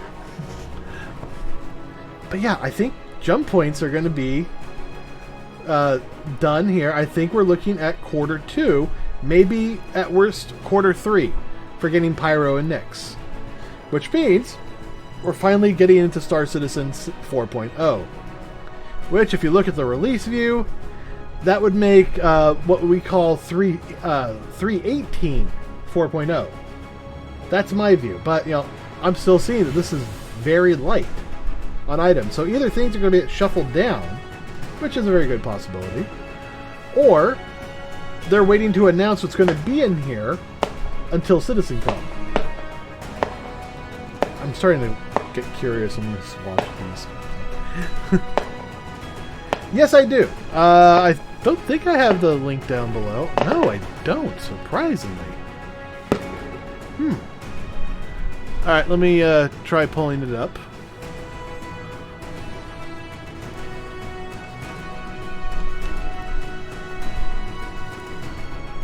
Oh, I could probably get a custom Well, I'll look at that later. Okay, so that'd be nice. Okay, so there's my main channel. And you can see there, listed at the very bottom, featured channel, you can see the uncut. There's the uncut channel. The uncut channel is where I just take my whole stream and toss it up. In fact, I probably need to get caught up on doing that. Mostly I've just been uploading my Star Citizen ones. I mean, there's other streams I do, like this one. This is a creative stream. Yeah, creative. But yeah, I toss them up there, but, you know, my main channel is where I, you know, would do, like, smaller videos, but it's been a very long time since I've done smaller videos. There's also a lot of plays of the game on there now. Yeah, the most recent thing I uploaded was my Star Wars Rogue Squadron Chapter 1 that I did in VR, and that was a lot of fun. I actually want to get back into that.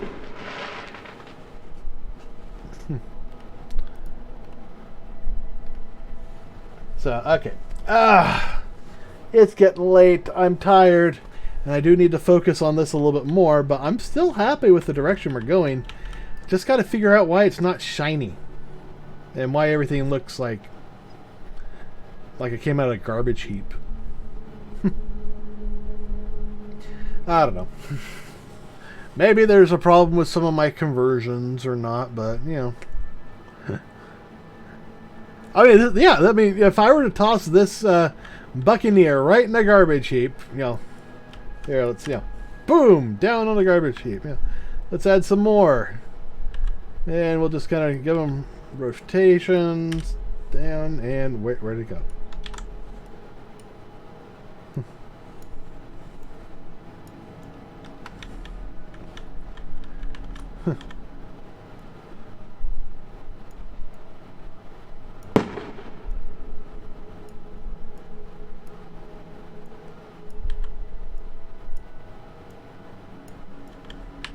There. Garbage time.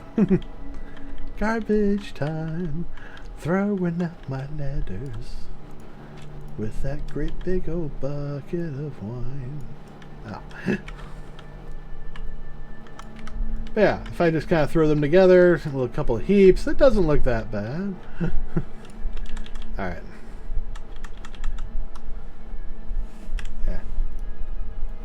Just pull that one up. I gotta say, you know, I'm kind of disappointed that, you know, these ships have taken this direction with the texturing. I mean, yeah, I had problems with the Caterpillar, but yeah, I have a lot of other problems with the Caterpillar too. Like, you know, I don't have the insides. I'm trying to get the, I'm trying to get some of these insides. This guy is not in the right position, and I don't know why. Those are not in the right position, and I don't know why. The texturing for it, you know, started and stopped quite a number of times. The Cutlass is actually probably the most textured. I've gotten all the materials set up, but not all of them are perfect, and we are just like losing frames left and right. T dot max frames per second 30. Yeah, good. All right.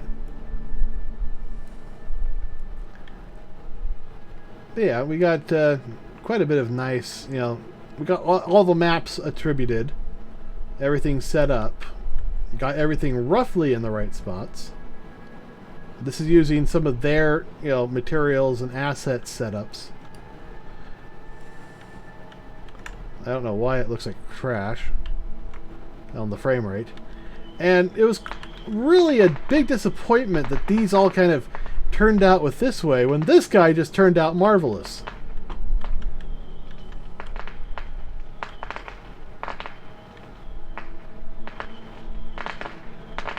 But I guess this guy had a much easier, time of it.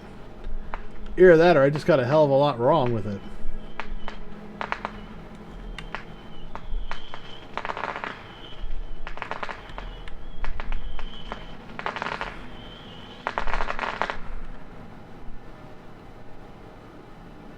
This is a pretty ship.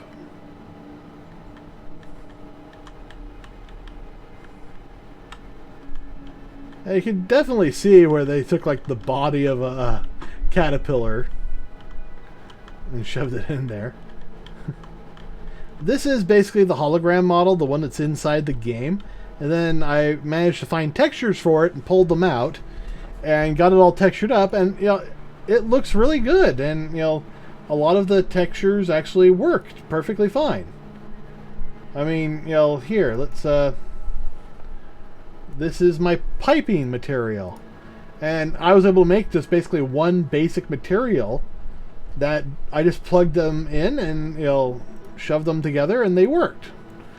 I don't know why everything else is, the first thing I tried doing then was taking those same materials, applying it to the caterpillar, and I just kept failing. It just did not look right. But I think that's because this is basically a massive, all the, get all the materials in one basic, setup. And these guys have like a layered system that they got to deal with.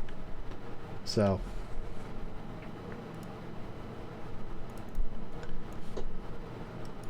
This guy also, had some problems with it. All right.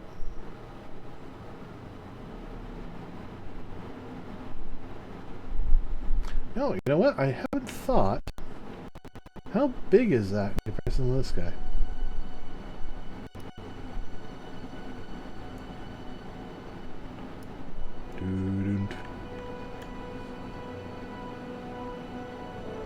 And now we're calculating. Frame rates. Why must you taunt me so? I need more water.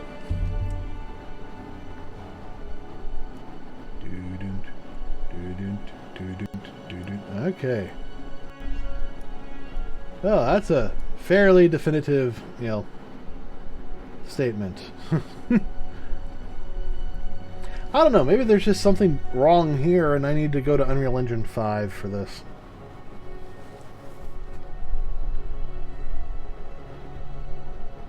There we go. So in case you were wondering just how big a caterpillar is, or a hammerhead is, versus a... Oh my god, can I land one on this guy? I probably could! Oh my... Oh my... Yeah, I could. It would be difficult, but I could. And I hope it would, Oh! Oh my god! So, my hammerheads could, in theory, land on a kraken.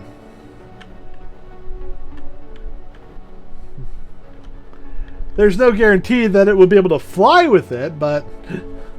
Oh, God.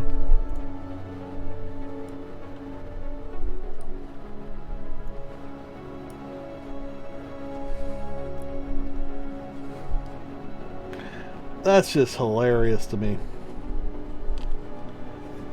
It's been a while since I've loaded up some of these ships, so... They will be time-consuming and CPU-consuming. There we go.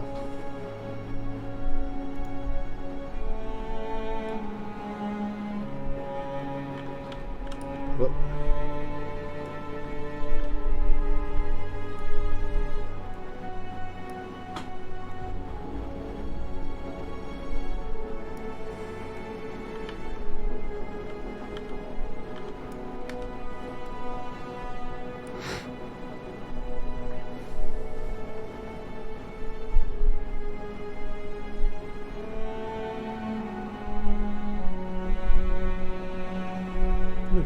have a Gladius?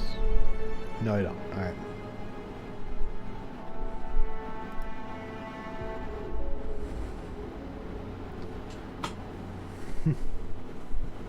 Oh.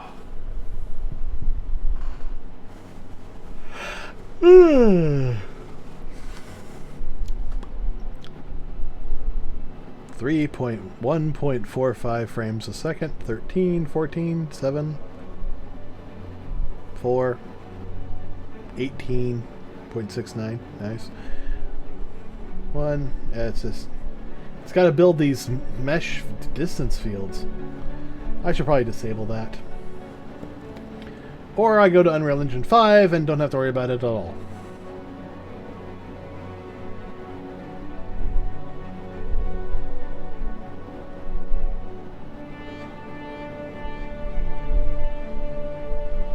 Come on. Finish loading.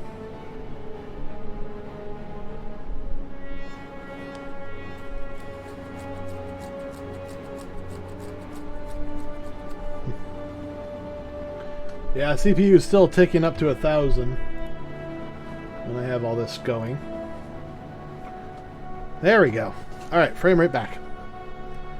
So, in case anybody was wondering, here's an Idris. It's not a perfect Idris yet. But, you know, you can also see it versus a Kraken. And the Kraken's going to be a little bit bigger, and it definitely holds more ships. You know, the Idris can hold 2 ships, plus a whole bunch of little ships. Open the door!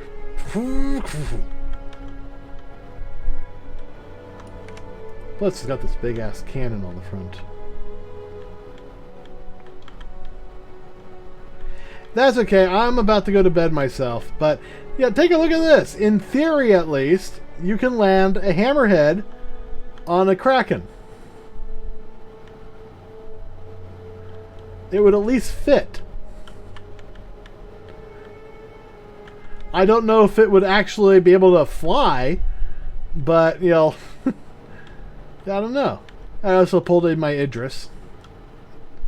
As you can see, I've been working to texture these guys, but, you know, it just hasn't been working. You know, the hammerhead, it was having some issues too. So, yeah, maybe, because look at it. The, you know, the belly's right here on a landing pad, and the legs would come down and probably attach to that, and the back leg would come down here and might attach to the landing pad back here.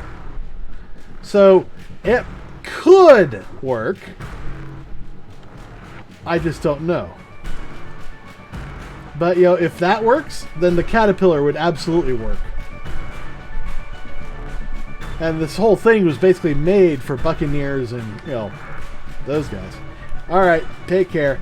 And guys, that's actually where I'm going to end my stream. I am wiped out. I'm very thirsty. I've been talking for almost 4 hours now, non-stop. Tomorrow is Star Citizen Sunday. Be sure to stop by, starting around 5 p.m. Pacific time. And we'll, you know, get together with a whole bunch of people and have some fun.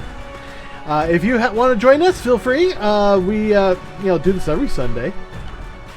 But, you know, there's always, you know, more people to bring in. And, you know, we can always have fun. And worst case scenario, we all get in the hammerhead and start doing bounties, making tons of money. All right. Thank you all for joining me. I will see you tomorrow. Good night, everybody.